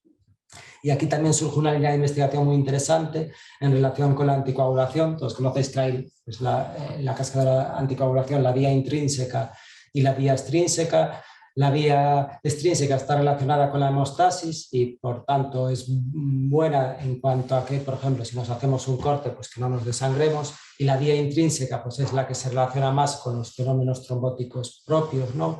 Con lo cual es una vía que nos interesa más inhibir. Ahí surgieron unas moléculas que están ahora en investigación, como son los inhibidores del factor 11A, que son muy interesantes, puesto que actúan inhibiendo la trombosis, pero dejando activa la hemostasis, ¿no? Con lo cual pues, inhibiría la parte negativa de la coagulación a priori y en teoría y mantendría la parte positiva, ¿no? Una de esas moléculas es el asundencian, bueno, también hay otras. Aquí se estudió en diferentes estudios y se vio que en relación con los eventos cardioembólicos en pacientes con FA, pues en comparación con apisaban tenía resultados neutros en cuanto a protección embólica, pero se asociaba con menos tasas de sangrados, con lo cual era lógico con la fisiopatología del fármaco. Sin embargo, en aterotrombosis, pues los resultados, tanto en ictus como en infarto, fueron resultados neutros y están ahora en marcha ya estudios en fase 3, ¿no? Aquí hay una línea de investigación muy alta en relación con estas moléculas, no solo en pacientes con fibrilación auricular o síndrome coronario agudo, sino también en otros escenarios como el cáncer o infecciones como estilo el COVID, y probablemente pues, en los próximos años vaya a surgir información al respecto, ¿no? Y en relación con esa terapia combinada, también hay que decir que hay una estrategia cuando tenemos un paciente con un riesgo trombótico moderado y alto y un riesgo hemorrágico que no sea elevado, que sería pues, prolongar la estrategia antitrombótica también con dosis bajas de rivaroxaban. Es el estudio COMPAS, cuyos resultados fueron favorables y se quedaría, según las guías, para esos grupos de pacientes de alto o moderado riesgo cardiovascular. Aquí las guías no especifican o lo dejan por lo menos ambiguo si prolongar la doble antiagregación o añadir un agente anticoagulante a dosis baja, como es el caso del rivaroxaban, y pues probablemente necesitamos más información al respecto o estudios que nos puedan comparar las dos estrategias, que en la práctica clínica tendría relevancia, tanto la estrategia del COMPAS como la estrategia del Pegasus. Si bien es cierto que los pacientes no son exactamente iguales, ¿no? Y en relación con escenarios o gaps que se nos plantean en relación con las guías de práctica clínica y posibles líneas de investigación que puedan surgir a este respecto, pues por un lado, el algoritmo que todos conocéis a la hora de decidir qué antiagregación y cuánto debe durar la doble antiagregación de nuestros pacientes, pues se basa inicialmente en el riesgo hemorrágico, ¿no? Y aquí, lo dijo antes Alberto, tenemos los criterios ARC, tenemos los criterios PRECISE, pero habría que ver cómo realmente esos criterios nos ayudan a mejorar los eventos de nuestros pacientes, es decir, hacerlo de forma prospectiva con un ensayo clínico en donde nosotros apliquemos estos criterios y veíamos cómo va un paciente al que le prolongamos o que no le prolongamos la doble antiagregación, puesto que estos criterios están basados en estudios que se hacen a posteriori, no a priori, si eso podría mejorar los resultados. Habría que verlo, ¿no? Y por ejemplo, antes, como comentó Sergio García, en los pacientes que prolongan la doble antiagregación no había diferencias, es decir, prolongaban igual los de alto que los que no tenían alto riesgo hemorrágico, con lo cual pues estos criterios tampoco nos estaban haciendo un cambio en nuestra práctica clínica, ¿no? Y luego también hay una estrategia interesante que es la de suspender la aspirina, que es una estrategia que cada vez está más de moda, tanto en la fase aguda como posteriormente pacientes en una fase ya crónica, más allá del primer año. En la fase aguda hay que decir que aquí pues, tenemos diferentes estudios que obviaban la aspirina y prolongaban o clopidogrel o ticagrelor, sobre todo, y que mostraban que en esos pacientes, en ese primer año, cuando suspendíamos la aspirina antes de llegar al primer año, pues los pacientes reducían la tasa de eventos hemorrágicos, pero no había diferencias en eventos isquémicos. Y lo más interesante es lo que ocurre a partir del primer año, puesto que aquí la práctica clínica habitual, salvo en algún paciente con ictus o con arteriopatía periférica, es prolongar la antiagregación con la aspirina. Tenemos el metaanálisis de Galgimini que se presentó en el europeo, el PANTEN, en donde parecía que esos pacientes que prolongaban con clopidogrel o ticagrelor en lugar de aspirina tenían menos tasa de eventos isquémicos sin incrementar los eventos hemorrágicos, incluso con menos tasas de sangrados gastrointestinales, y un metaanálisis reciente de la europea pues viene también a confirmar los mismos resultados, ¿no? Entonces, esto es probable que pueda suponer un cambio en las guías de práctica clínica que van a surgir a posteriori. Si bien es cierto que hay que ver si eso se traduce en la práctica clínica, porque seguro que en vuestros hospitales, cuando un paciente va a un procedimiento de endoscopia, si por lo menos ocurre en mi hospital, si el paciente está con aspirina, sí que le quitan el pólipo, si el paciente está con clopidogrel, o le quitas el clopidogrel o no le quitan el pólipo, ¿no? Entonces, al final, esa evidencia pues, en práctica clínica no se traduce en resultados, ¿no? Y en relación con futuros proyectos o estrategias que podemos tomar, pues yo creo que globalmente a nivel de España hay gente que tiene muy buenas ideas y lleva a cabo proyectos muy buenos, ¿no? Otra gente pues tiene muchísima facilidad para conseguir recursos o para liderar diferentes tipos de proyectos y conseguir financiación para ellos, y otra gente pues también es muy buena en hacer análisis y explotar sus resultados, ¿no? Sin embargo, pues a veces los estudios no tienen, hay muchos estudios y no se traducen en un gran impacto en cuanto a práctica clínica y cambios en las guías de práctica clínica, ¿no? Entonces, aquí pues probablemente tengamos que buscar realizar diferentes tipos de alianzas, ¿no? Nosotros tenemos registros locales, incluso pues, esos registros a nivel de las mismas ciudades o de provincias o comunidades, como comentamos antes. La idea, eso es buenísimo, porque para tratar de mejorar la actividad dentro de tu propio servicio es necesario que tengas la actividad registrada, pero a partir de ahí sería bueno poner a cabo pues, proyectos multicéntricos, ¿no? El DAISY que comentaron antes, pues la idea era hacer una continuación de ese proyecto, un DAISY 2, para ver lo que ocurría más allá y sobre todo en otro periodo de tiempo. Los pacientes del DAISY se habían dado de alta entre el año 2017 y el año 2018, ahora sería prolongar entre 2018 y 2020 y ver lo que pasa ahí, pero sobre todo, más allá de registros, es incluso pensar en algo más ambicioso, incluso en determinadas estructuras que nos permitan hacer estudios más potentes que como decía, puedan tener trascendencia en práctica clínica diaria.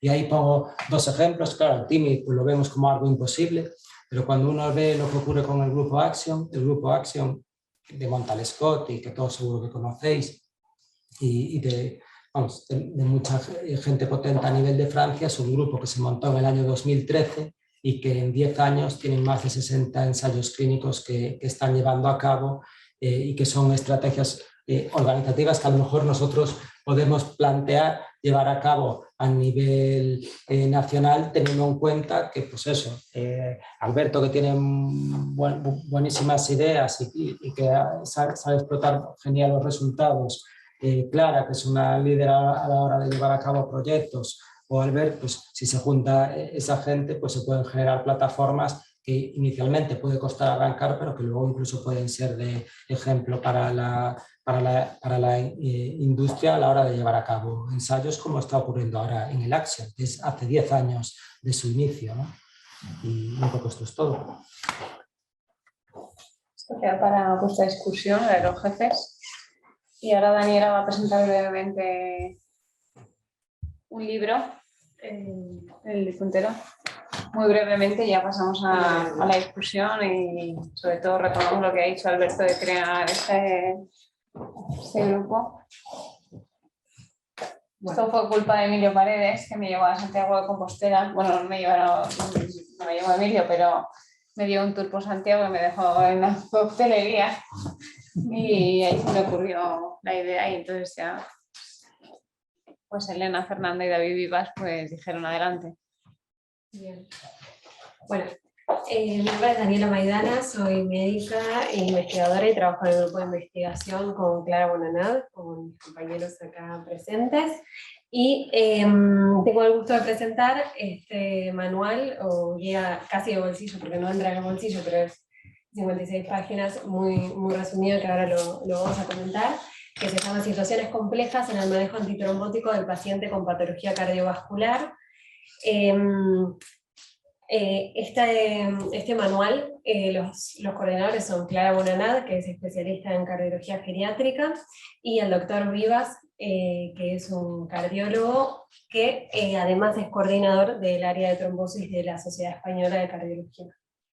La Sociedad Española de Cardiología, la Asociación de Cardiología Clínica y el Grupo de Trombosis Cardiovascular, junto con AstraZeneca, colaboraron para que este manual esté hoy con nosotros y sea una de las perlitas del 2023, junto con el protocolo de ESCA que presentó al principio Lorenzo Fácila.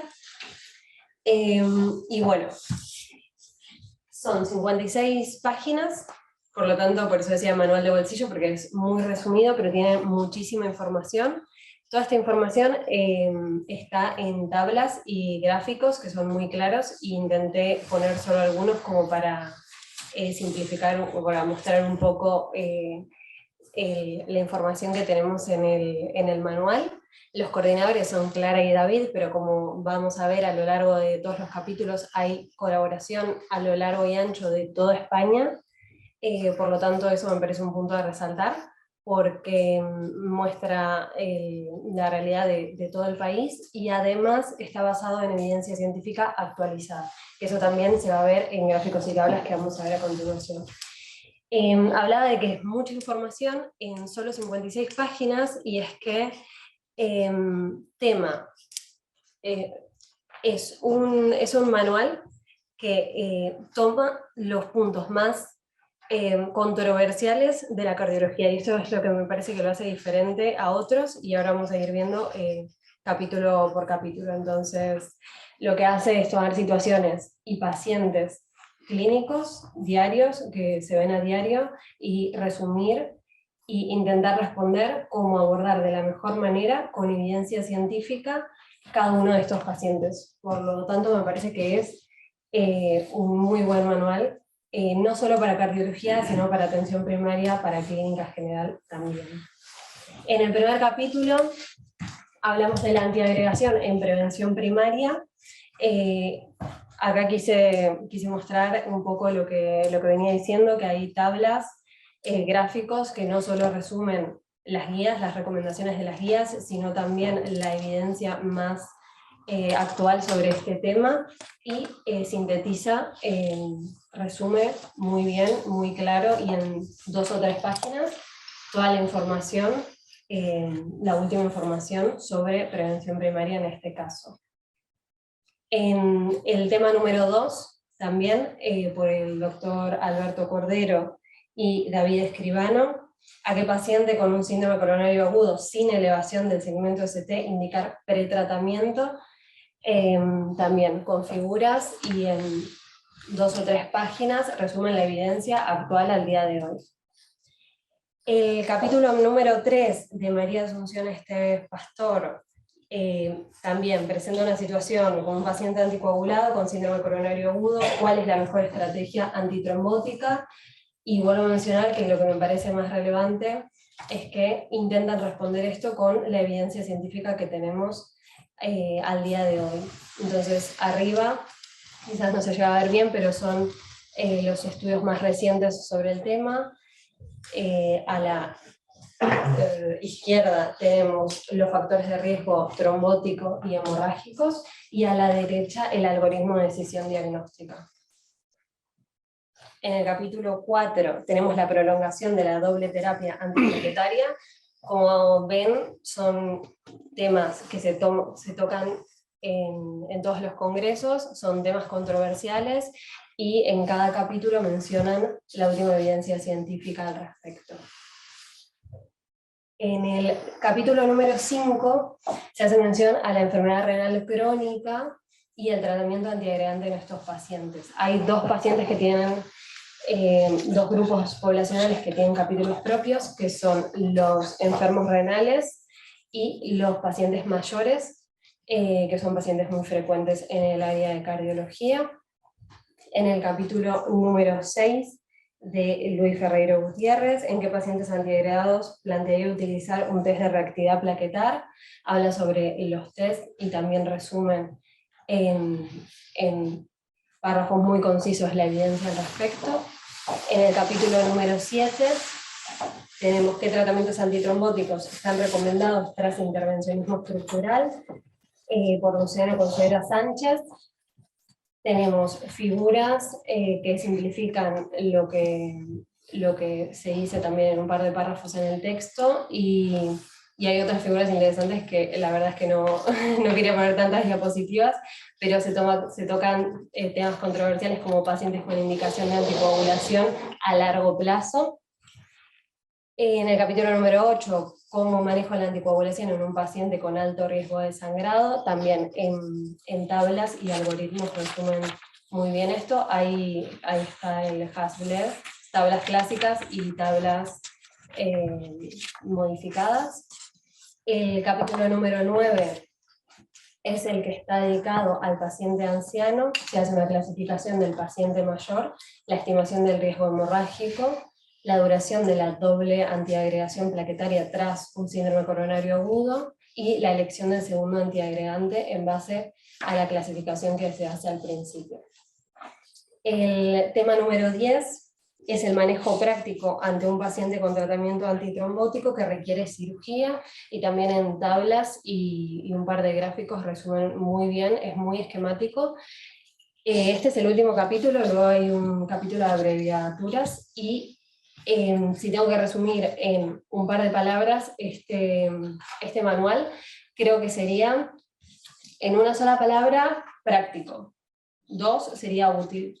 Es muy práctico y útil para práctica diaria, entonces, si bien es información que se menciona en todos los congresos y es algo que uno está habituado a escuchar, no es lo mismo tenerlo en un manual, en 50 páginas, y en un algoritmo que se puede consultar muy rápido, muy fácil.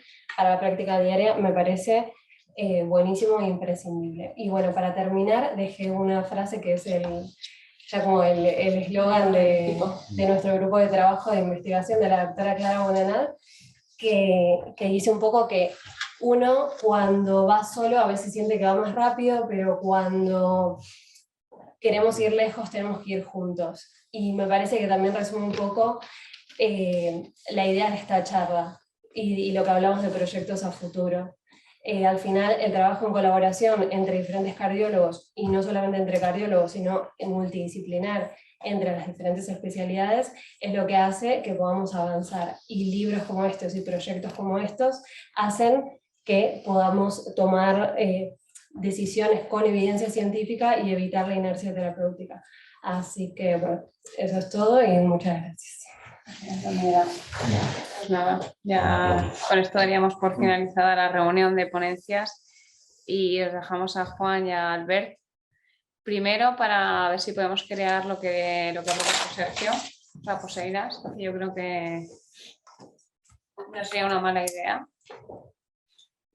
Hombre, a la luz de la frase esta que habéis puesto aquí, que en el fondo ilustra un poquito lo que al menos en mi opinión nos ha hecho crecer en los últimos años, es hacer cosas con EMAD ahí en Galicia, con Juan, que vamos a decir de Juan, que no sé, trabajar con él es sinónimo de éxito, ¿no? Y sobre todo ya no es por lo que consigues reclutar, sino por lo que aprendes, por los contactos que se tienen, por la forma de escribir, ¿no? Entonces, en mi opinión no es que sea una cosa interesante, sino es una necesidad para nosotros para trabajar mejor y seguramente para generar evidencia, porque ahora cuando tiraba un poco para atrás, hablamos de registros y tal, lo que habíamos hecho en Blimax hace tiempo, pues está bien, tienes una información sobre lo que pasa con los pacientes, pero ahora ya apetece hacer cosas que te cambien lo que vas a hacer, ¿no? Cambiar las guías. Más ambicioso, pero en realidad, y ahora pues un poco con Mosca Freire, con Juan, supongo que estáis al tanto, pero es un ensayo clínico de ancianos con estrategia invasiva. Y va a salir publicado en JAMA Internal Medicine, que yo no voy a volver a publicar ahí seguro, es una pasada, ¿no? Pero en el fondo, lo bueno de trabajos así es que tú consigues una necesidad clínica que hay y sabes que seguramente dentro de unos años hagas las cosas mejor. Y en este sentido, ese tipo de alianzas que Sergio propone, yo creo que es la única forma de funcionar. No sé, Juan tiene más experiencia, tiene mucho más criterio, no sé, ¿qué opinas de la factibilidad real de este tipo de alianzas? Porque en España tampoco es una cosa que se haya hecho de forma regular. No sé, Juan, ¿qué opinas tienes? Si hay personas de valía como sois vosotros, sinceramente, aquí estamos todos echando unas flores, es que nos las merecemos, ¿no? No pasa nada. Pero te digo una cosa, Pues es que cada vez vosotros seguro que la alianza va a funcionar. Yo insisto, y no sé si es una obsesión me da igual, pero los registros han de estar bien hechos. Entonces, por ejemplo, el que vais a empezar ahora en la Comunidad Valenciana, mi consejo y casi mi ruego es que lo hagáis muy bien, que seáis muy meticulosos y con mucho rigor, porque vale la pena, porque cambia de tener un buen proyecto a tener una mediocridad. Y el esfuerzo al final es el mismo. Y te has esforzado por un buen proyecto, lo cual te luce, y te has esforzado por una mediocridad que no aporta nada. Entonces, ¿cuándo vais a empezar? Mañana. Hacéis dejar 15 días, que no es mucho, y le deis una última vuelta para garantizar la calidad, todos los huecos que veáis donde se puede escapar esa calidad, con la falta de rigor, cerrarlos, porque hay que hacerlo muy bien. Porque si no, luego es una lástima. Sí, la verdad es que sí. La idea es muy buena y es pionero en España, ¿no? En ninguna comunidad ahí está... 15 días, que no es mucho, porque claro, Sí. las cosas no hay que dejarlas ahí en un cajón y que se pudran, hay que hacer las cosas. Sí. Hay que ser dinámicas, como Sí. es Clara. Pero 15 días no es nada y vale la pena darle una última vuelta a ver los posibles puntos críticos por los que puede fallar y prevenirlo. El flowchart ha de ser exquisito y bien hecho en todos los hospitales, si no, a partir de ahí ya todo va. El screening y la inclusión final ha de tener luz y taquígrafos y conocerla cuál ha sido. Esto es fundamental. Y aprovechar los datos electrónicos de los hospitales, que esos son objetivos, ahí no hay sesgos. Y le dais una última vuelta en solo 15 días para cerrar los puntos por donde puede fallar.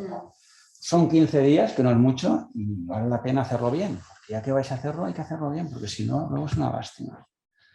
Pues sí. Y con eso en marcha, pues una alianza con Sergio y con Albert, pues vamos, sería claro, un lujo. Y luego Sergio, Raposo comentaba antes que dentro de un registro se puede hacer, se puede aleatorizar pacientes, o sea, ¿no? Estás comentando... Bueno, comentaba... o lo comentaba Emilio. Emilio, pero lo hacen los suecos en el Sverige, ellos aprovechan los datos para hacer ensayos.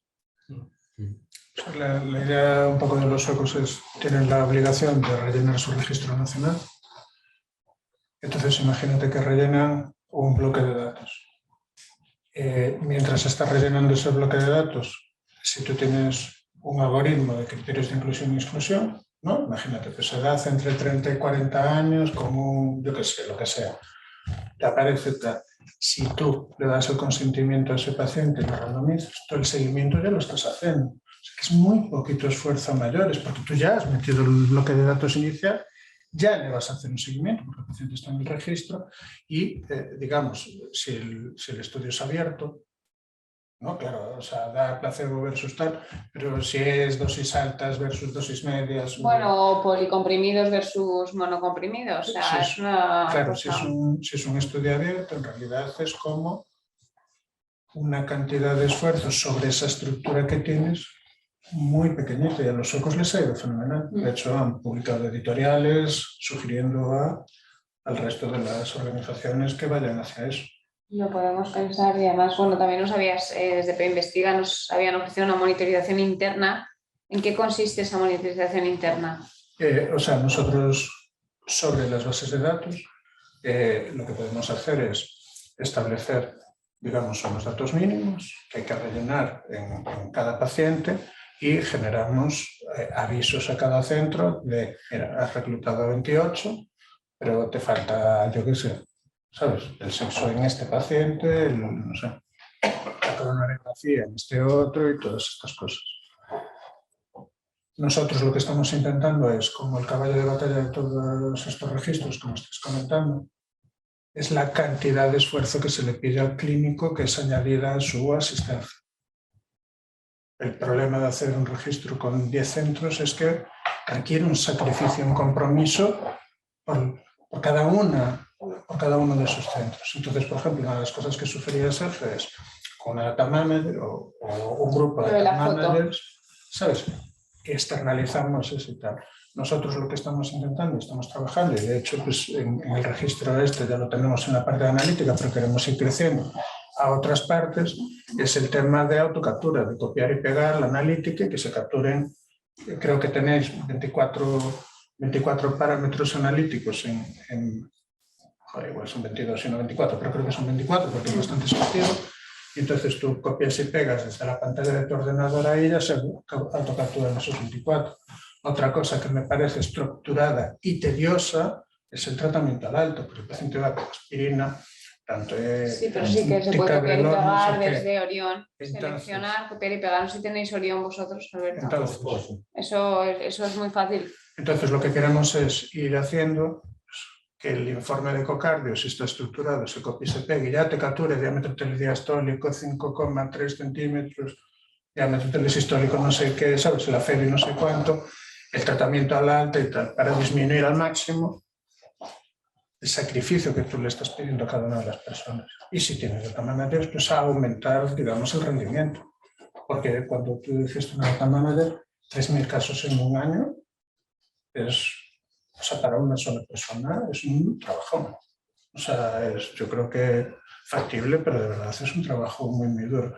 Entonces nosotros estamos intentando trabajar en el sentido de disminuir esa cantidad de trabajo autocapturando la información que esté lo más estructurada posible. Pero a partir de qué fuente, o sea, es decir, porque lo ideal sería poderlo hacer desde una foto o desde algo que todos los hospitales puedan tener, porque cada hospital tiene su funcionamiento. Entonces, nosotros ahora mismo lo que tenemos es desde texto. Entonces, tú tienes la analítica, la copias, no sabes, la señalas con el ratón, botón derecho copiar, botón derecho pegar, le das a adquirir y ya te pilla. A los multicéntricos está chulo porque como identifica también las unidades, yo por ejemplo creo recordar, corrígeme si me equivoco, pero en tu hospital yo creo que el colesterol está en milimoles quizás. Y en la mayoría del resto de los centros está en milimoles de litro. Entonces esto captura de forma automática, digamos, que en tu hospital está en milimoles, aplica el factor de conversión y ya te da el resultado y lo guarda en la base de datos correcto, o sea, correcto, homogéneo. Y a ti te quita el trabajo de estar multiplicando por 88,4 de cada vez, que es un rollo. Es que es obligatorio, yo creo, reducir esa carga de trabajo. Claro, entonces con esto lo vamos reduciendo.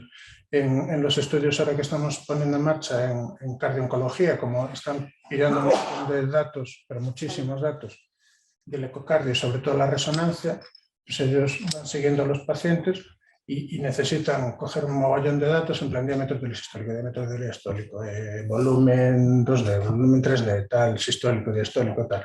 Y entonces eso lo hemos metido también ahí, porque en los informes va todo, ¿sabes? Por ejemplo, en el Estelera te dice FEBI no sé cuánto, diámetro telediastólico tantos milímetros, diámetro telesistólico no sé qué, entonces eso meterlo en la base es un rollazo. Tú copias, pegas, le das. Ya es un esfuerzo, ¿sabes? Lo de la foto, que es la estrategia del reboot, la base del éxito es en la sencillez, ¿sabes? Si tú solo quitas la foto, entonces no tienes que cortar y pegar, ¿sabes? Porque si tú mandas, por ejemplo, la estrategia que tú dices, si tú le mandas en reboot a 8.000 pacientes, a los médicos que le dan el alta, que le dan el viernes a última hora, que copia y no te va a cortar y pegar. Entonces el paciente no tiene un problema. Entonces, ahora mismo nosotros con este rollo estamos trabajando en dos líneas. Uno es ampliar a otros temas la autocaptura automática y ahora queremos ir al tratamiento del alta. Y que es un reto, porque claro, yo qué sé, imagínate, una estatina, pues hay como, ¿qué? 40 nombres comerciales. Y la dosis y todo. Y la dosis y todo. Eso es un reto, pero nosotros, ¿sabes? Eso queremos tal. Empezamos por lo que nos parece más fácil, que fueron las analíticas y el ecocardio, y la reso, que es como me parece el ecocardio, pero ahora queremos el tratamiento y todo. Hemos trabajado también en la coronariografía, pero se nos hace complicado, se acoge bastante, pero depende muchísimo de cómo está redactada. Claro. Porque si la redactas de forma muy seguida, la pilla guay, pero si hay algo de literatura, entonces ahí comete errores, entonces es un rollo. Y la siguiente línea de desarrollos, estamos intentando crecer hacia más campos y queremos ir hacia lo de las fotos. Es decir, que simplemente con una captura de pantalla o con el móvil.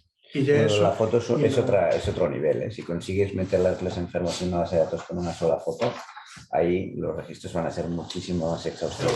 Pero con una foto, ¿qué es la foto del informe de alta? Sí. Pero todos los datos que incluyes están dentro de ese informe. Tú tienes los datos del informe del alta, entonces tiene que ser un ensayo, un estudio o un ensayo pragmático que incluya la información, solo que haya pocos datos. Claro. Entonces, como lo que harías si tú tienes a la data manager que te iba a revisar el informe de alta, pues tienes lo mismo, ¿sabes? Lo que pasa es que lo tienes centralizado. La foto Tú haces la foto, la envías y esta persona... La foto no se guarda en el teléfono, se saca va directo del móvil a una plataforma donde el móvil no se te guarda y la ve la persona que está de data manager. ¿Y todos los datos que tienes del registro necesarios están en ese informe? Si tú necesitas la foto del eco, porque el eco en tu hospital se hace un informe aparte y no se copia dentro del informe del alta, también le puedes sacar una foto. Es como se hace el reboot, está con ese sistema. Y nosotros estamos haciendo otro estudio que nos lo hace él, que lo diseñamos también en Dapatavi y también sigue la misma metodología. A ver, es buscar un equilibrio, ¿sabes? Entre... sacrificar unas cosas. Vas a perder probablemente alguna variable que tú no vas a... Que a lo mejor si la revisaras la encontrarías, ¿no? Pero a costa de ganar de esa forma que se te incluyan muchos más pacientes, ¿no? Es que el caballo de batalla siempre es el esfuerzo y el sacrificio que le pedimos a todos los investigadores. O sea, ese es el caballo de batalla. El problema es que tiene que ser exhaustivo y además sostenible. Por ejemplo, un registro de 2 meses es más fácil de llevar a cabo. Un registro de 1 año, de 2 y de 3, ostras, es que acaba. 12 meses que tengas que estar metiendo todos los pacientes de forma prospectiva, va a ser difícil que aguanten muchos centros, ¿sabes? Una cosa que veo, que si hay la mentalidad de trabajar a medio, largo plazo de forma sincronizada, una cosa que podríamos hacer, Emilio, es consensuar una serie de variables que consideramos relevantes para enfermos con síndrome coronarial agudo, que nosotros creamos que van a servir para la mayoría de registros, ensayos clínicos y ver de qué forma las podéis capturar de forma sencilla, porque eso nos podría servir de base para hacer registros y ensayos clínicos coordinados. Es decir, KILIP, 9 vasos, función ventricular, riesgo hemorrágico, incluso si quieres hacer algo de cardiología geriátrico, Frey, Charlson, Clinical Frey, cosas que podamos incluir de alguna forma en un informe de alta y ver cómo tú podrías trasladar eso de forma automática a una base de datos. Si eso lo tenemos automatizado, eso es una inversión potente. Yo no sé en qué grado de... O sea, nosotros para pillar datos de forma automática, nuestro problema es la literatura. La forma de escribirlo. Claro, el problema es evolución y comentarios. El paciente el tercer día tuvo dolor abdominal, pensamos que iba a ser una pancreatitis aguda, pero finalmente... Comentándolo con la familia. Decidimos abordaje conservador y se quedó en nada. De esto aquí no puedes pillar nada porque nada te va a servir. Tío, o sea, pancreatitis aguda, pum. O sea, ¿sabes? Ya.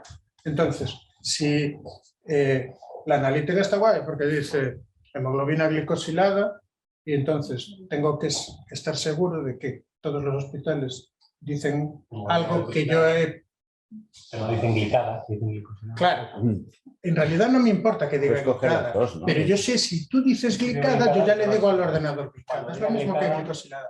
Luego hay otro, por ejemplo, que dice HbAC1. Por ejemplo, donde el sitio donde tuvimos más absoluta variabilidad de todo lo que hemos programado hasta ahora es el RW. Red, white, Ancho de distribución el ancho de distribución de AD. banda. Hay AD, hay ancho de distribución de banda, hay ancho de distribución de banda en catalán, hay ancho de distribución de banda en inglés, en gallego, o sea, hay acrónimos, o sea, encontramos como 22 o 23 formas distintas de decir RW. Pero al final, si tu hospital y tu laboratorio dice RW, dice RW, entonces lo programo y ya está. Pero, por ejemplo, cuando abordamos el rollo del cateterismo, porque mola, porque tú coges el cateterismo, vas, Es crucial, además. Lesión del 75% en la de aproximada. Pero el problema es la literatura, porque se le dice, no es objetiva una lesión en la DA, ni tampoco en la circunfleja mayor del 75%. Ahora el programa ve que hay A, que hay CX, que hay 75%, pero antes se dijo, no se ha objetivado que... Es como súper difícil eso, ¿no sabes? Entonces, si las cosas van estructuradas, ¿Y habéis trabajado con... lo podemos programar y trabajar para que lo y pille. con bases de datos de Apollo, cosas así de niveles de hemodinámicas para configurar de alguna forma el pase de esas variables a otra base de datos? ¿Lo habéis trabajado Sobre similar? Apollo no, pero o sea, si tenemos... Quiero decir Apollo, dice cualquier otra. Sí, El Apollo es muy antiguo, igual el Medivector, ¿no? Lo conoces. O sea, la clave es que haya un texto que sea más o menos estructurado y que no diga cosas como sin tener en cuenta que no sé qué, al final descartamos no sé cuánto. Porque ese tipo de cosas es como... Al final, este es un esfuerzo que es buenísimo y es muy loable y es genial. Pero realmente, en realidad, lo óptimo sería lo contrario. Sería que tú, cuando tengas a tu paciente, si vas a comprometerte en hacer un registro multicéntrico, que todos los pacientes que veas en tu práctica clínica sea la base de datos lo que tengas que rellenar para tu práctica clínica. Paciente, en vez de, pues es un paciente hipertenso y tal, hipertensión, te rellena la base de datos. Clic, te genera un informe y sobre ese haces la literatura que tú quieras. Perfecto. Cortas y pegas. Claro. El proceso eficaz es al revés. Pero porque obviamente nosotros, la realidad es lo que estoy diciendo. Sí. Es decir, oye, pues mira, porque luego al final además eso lo pueden hacer como lo que... Pero fíjate que, por ejemplo, en un hospital hay Scalera, ¿no? Para hacer los informes de ecocardio y tú si tienes un estudio, tendrás tu estudio, pero tienes que meter los datos en Scalera.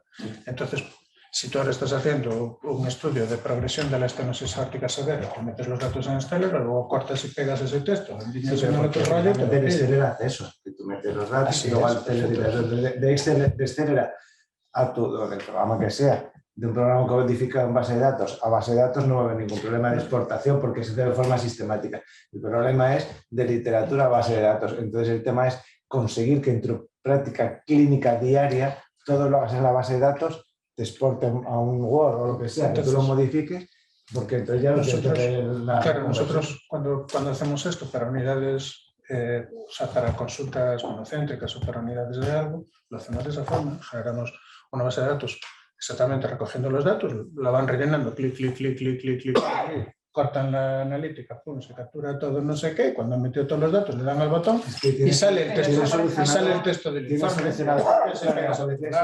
problema de la inclusión de la selección de pacientes, porque es un paso en la atención clínica. Tiene solucionado el tema de recoger los datos, porque también es un paso en la atención clínica. O sea, es que pero ahí a lo mejor es lo que hay que hacer es hablar con las consejerías, informatizar bien. O sea, no, porque eso sería lo ideal, pero eso no va a pasar. Ya, pero el Orión, tú redactas las urgencias y redactas y eso sería lo escribes sobre el médico de urgencias. Porque entonces tendríamos de todo de lo que se hace en todas las estudios. Pero eso no va a pasar, porque tenemos programas diversos y eso no va a pasar.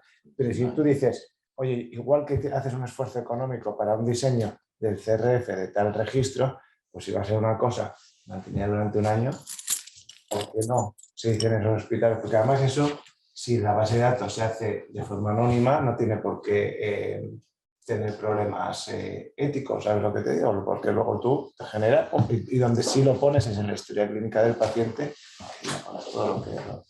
No quiero decir que es que sí que también es complejo y tal, pero que es como más... No sé, eso depende mucho de los hospitales y las direcciones, ¿no? Nosotros en la Coro... Si lo quieres meter por informática como algo estructural, sí. Claro. Que eso es ideal a largo plazo, pero si tú tienes un proyecto temporal, no sé por qué no lo haces apoyado en el CRF de esa manera durante ese tiempo. Eso es lo que tiene con el Abacar y ese tipo de herramientas, lo automatiza todo. Pero claro, si el hospital como tal no está de acuerdo, no te lo avala, es complicado, ¿eh? Pero el hospital te debe avalar, bueno, supongo que te tiene que avalar si estás, sobre todo el tema clave, imagino que si requiere una integración directa informática, porque entonces sí, pero si te genera un Word que tú copias y pegas, no lo requiere. Y luego el segundo tema clave es el de la confidencialidad. Si tú aseguras una confidencialidad, probablemente tampoco haya problemas. Sí, no, eso es Abacar, lo que tú estás contando es Abacar. Es Abacar, que tampoco es tan difícil. Lo que pasa es que yo creo que la SEC ha tenido problemas con los hospitales para quitar. Tampoco tendría que ser un problema utilizarlo. O sea, yo creo que la intención de la SEC es lanzar Abacar en los próximos 3 meses. Cuando implicas a los hospitales, yo por ejemplo, nosotros tenemos una base de datos en la Coro que la estuve configurando yo para eso, generar formularios, que era una base de datos, y que te hiciera el informe de alta de eso. Joder, puta madre. O sea, nos la cambian por un tema político, no sé qué historia. Y, joder, desanima un montón, porque ese es el camino. Claro, pero por eso digo que eso es lo ideal, pero que no confío en que eso vaya a pasar de forma estructural.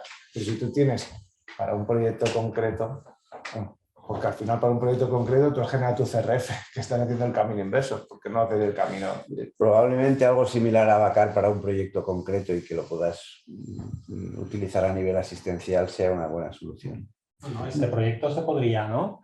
Emilio, desde Investiga tú podrías, con los datos que tú recoges puntualmente, podrías hacer una exportación a literatura, es decir, tú marcas que es hipertenso, si no, luego te dice, se trata de un paciente hipertenso con antecedentes tal y copias y pegas. Sí, nosotros eso de forma automática ya lo hacemos, digamos, como robóticamente, en el sentido de que si tú dices hipertensión sí, y luego le das a el informe, te pone antecedentes, hipertensión sí, dislipemia no, tal, pero que es un poco robot porque no hay parte líquida. Pero se podría... Pero nosotros podemos programar un texto. Lo que pasa es que es igual para todos, algo así de, se trata de un espacio, ¿no? Y ahí va varón o mujer, de espacio, años, que ahí va 38, 47, lo que sea, que como antecedentes se recoge hipertensión, dislipemia... Sería para el 80% de los pacientes, el resto tú modificas. Y todo eso, tienes un texto que cortas y pegas y individualmente lo estás haciendo. Pero el rollo es que en los estudios retrospectivos, por ejemplo, este sistema no funciona. Entonces el otro de capturar la información a través de fotos, a través de texto que ya está, pues está guay. Eso es genial. ¿Sabes? Y de hecho, pues, tanto en el Rebot como en la Patavi, yo creo que está habiendo un éxito enorme en el reclutamiento, porque la cantidad de trabajo que se les exige a los investigadores, ¿no? Es como... Y esa foto va a alguien, a una persona, ¿eh? O sea, no es nada automático. Hay una persona. Sí, la foto para no violar el rollo de los datos y todas estas cosas, esa información no queda guardada en el teléfono. Si hiciéramos eso, estaría bien. Eso no queda guardada en el teléfono y la comunicación es tiene que pagar Julio Núñez. Eso es tremendo. Eso no es tan caro. Eso se lleva hasta un PDF. Tú pagas para... Pues hablas tú con él. 10 informes por día, por 300 días es 3.000. Es decir, en un año metes 3.000 pacientes. Lorenzo habla con Julio Núñez y... Lo comentamos. Vamos a esperar 15 días. Quería comentar, pensar que lo que tenemos ahora, consellería, por ejemplo, esta consellería se ha puesto un poco a gala que los hospitales son hospitales sin papel.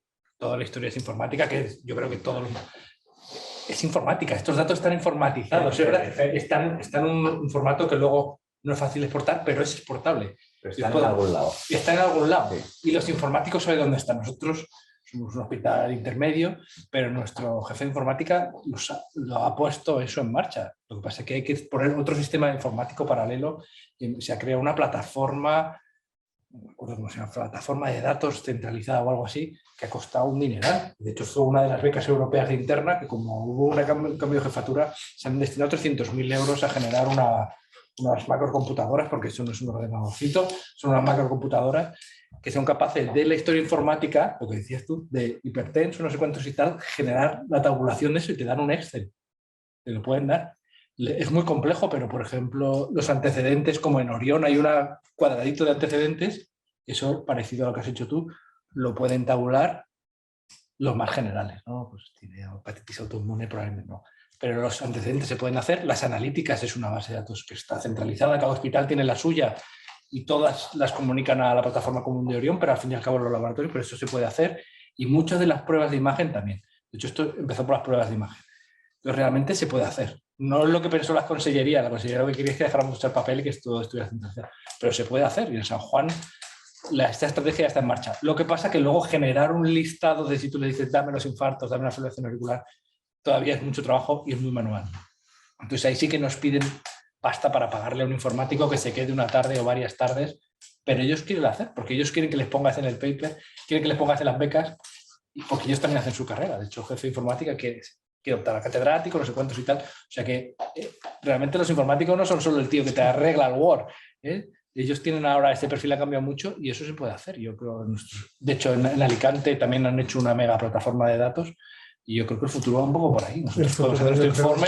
Eso es bases estructuradas. Claro, eso son datos estructurados. De hecho, yo el otro día estuve conectado a una cosa, hay compañías que compran esos datos estructurados. Si están correctamente anonimizados, o sea, claro, yo no puedo venderlos de mi hospital sin el consentimiento del gerente, pero hay gente que pues, nuestras bases de datos en Excel y en Access pero, las compra, las podías comprar. Fijaros, a mí hace un año así me contrataron para hacer un análisis estadístico. No, fue hace 2 años, porque fue en el COVID y tal. La cosa es que un médico del NIH, ¿no? Del National Health System de tal, quiere hacer su tesis sobre un rollo de ancianos y creo que era anticoagulación. Y entonces le pide al NIH una muestra de 5.000 ancianos que reciban anticoagulación y sus eventos durante un año. Y el NIH le manda un presupuesto, es decir, esa base de datos cuesta X. El tío lo consigue de una beca, de una cosa, y su propia institución, o sea, el National Health System de Reino Unido, le manda un rollo totalmente anónimo, o sea, que es una base de datos de 5.000 ancianos anticoagulados, con el anticoagulante que reciben y los eventos durante un año. Pero si hubiera querido, yo en vez de 5 quiero 12.000, se hubiera pagado un poquito más. Pero el propio Sistema Nacional de Salud le daba esos datos. Y él generaba a través de becas o a través de otro tipo de patrocinio el dinero para pagarle eso a su propio sistema de salud. Me llamó muchísimo la atención, porque el nivel de codificación y de control que tenían sobre los datos y cómo lo comercializaban sobre sus propios médicos. No es como si tú le pides a la consellería, dame 5.000 casos de síndrome coronario agudo de Valencia y te dicen, vale, son 3.000 euros. ¿No? O 8, o sea, no sé la verdad es que cuánto pago, pero 3.000, 8.000. Realmente los hospitales muchos lo están implementando, nosotros no somos un hospital rico ni de nada, pero realmente ha habido una estrategia transversal que han llamado del hospital para hacerlo. La colaboración de los fondos europeos que consiguieron varias personas se ha puesto en marcha. Alicante, el general, también lo tiene en marcha ya, tiene una macrocomputadora y una habitación entera de chismes. Yo creo que el futuro va a ir por ahí, de que no estemos metiendo nuestros datos y tal, que lo hemos hecho de todo. Hemos hablado miles de veces cuántas veces hemos picado el sodio. Realmente que nos den lo que nos hace falta y luego ya depurarlo y mejorarlo. Sí, pero si te dan todos los infartos ya tabulados y tú luego metes el seguimiento al año, los seguimientos... Pero la cantidad de información que hay metida pues, en el Llanos en Galicia o aquí en la comunidad... Está en alguna parte es que no sabes dónde está, ¿no? Brutal. O sea, que es descomunal la cantidad de información. El problema es que es como que no está estructurado, entonces el acceso a esa información es sumamente difícil. Sumamente difícil. Vamos a finalizar la reunión.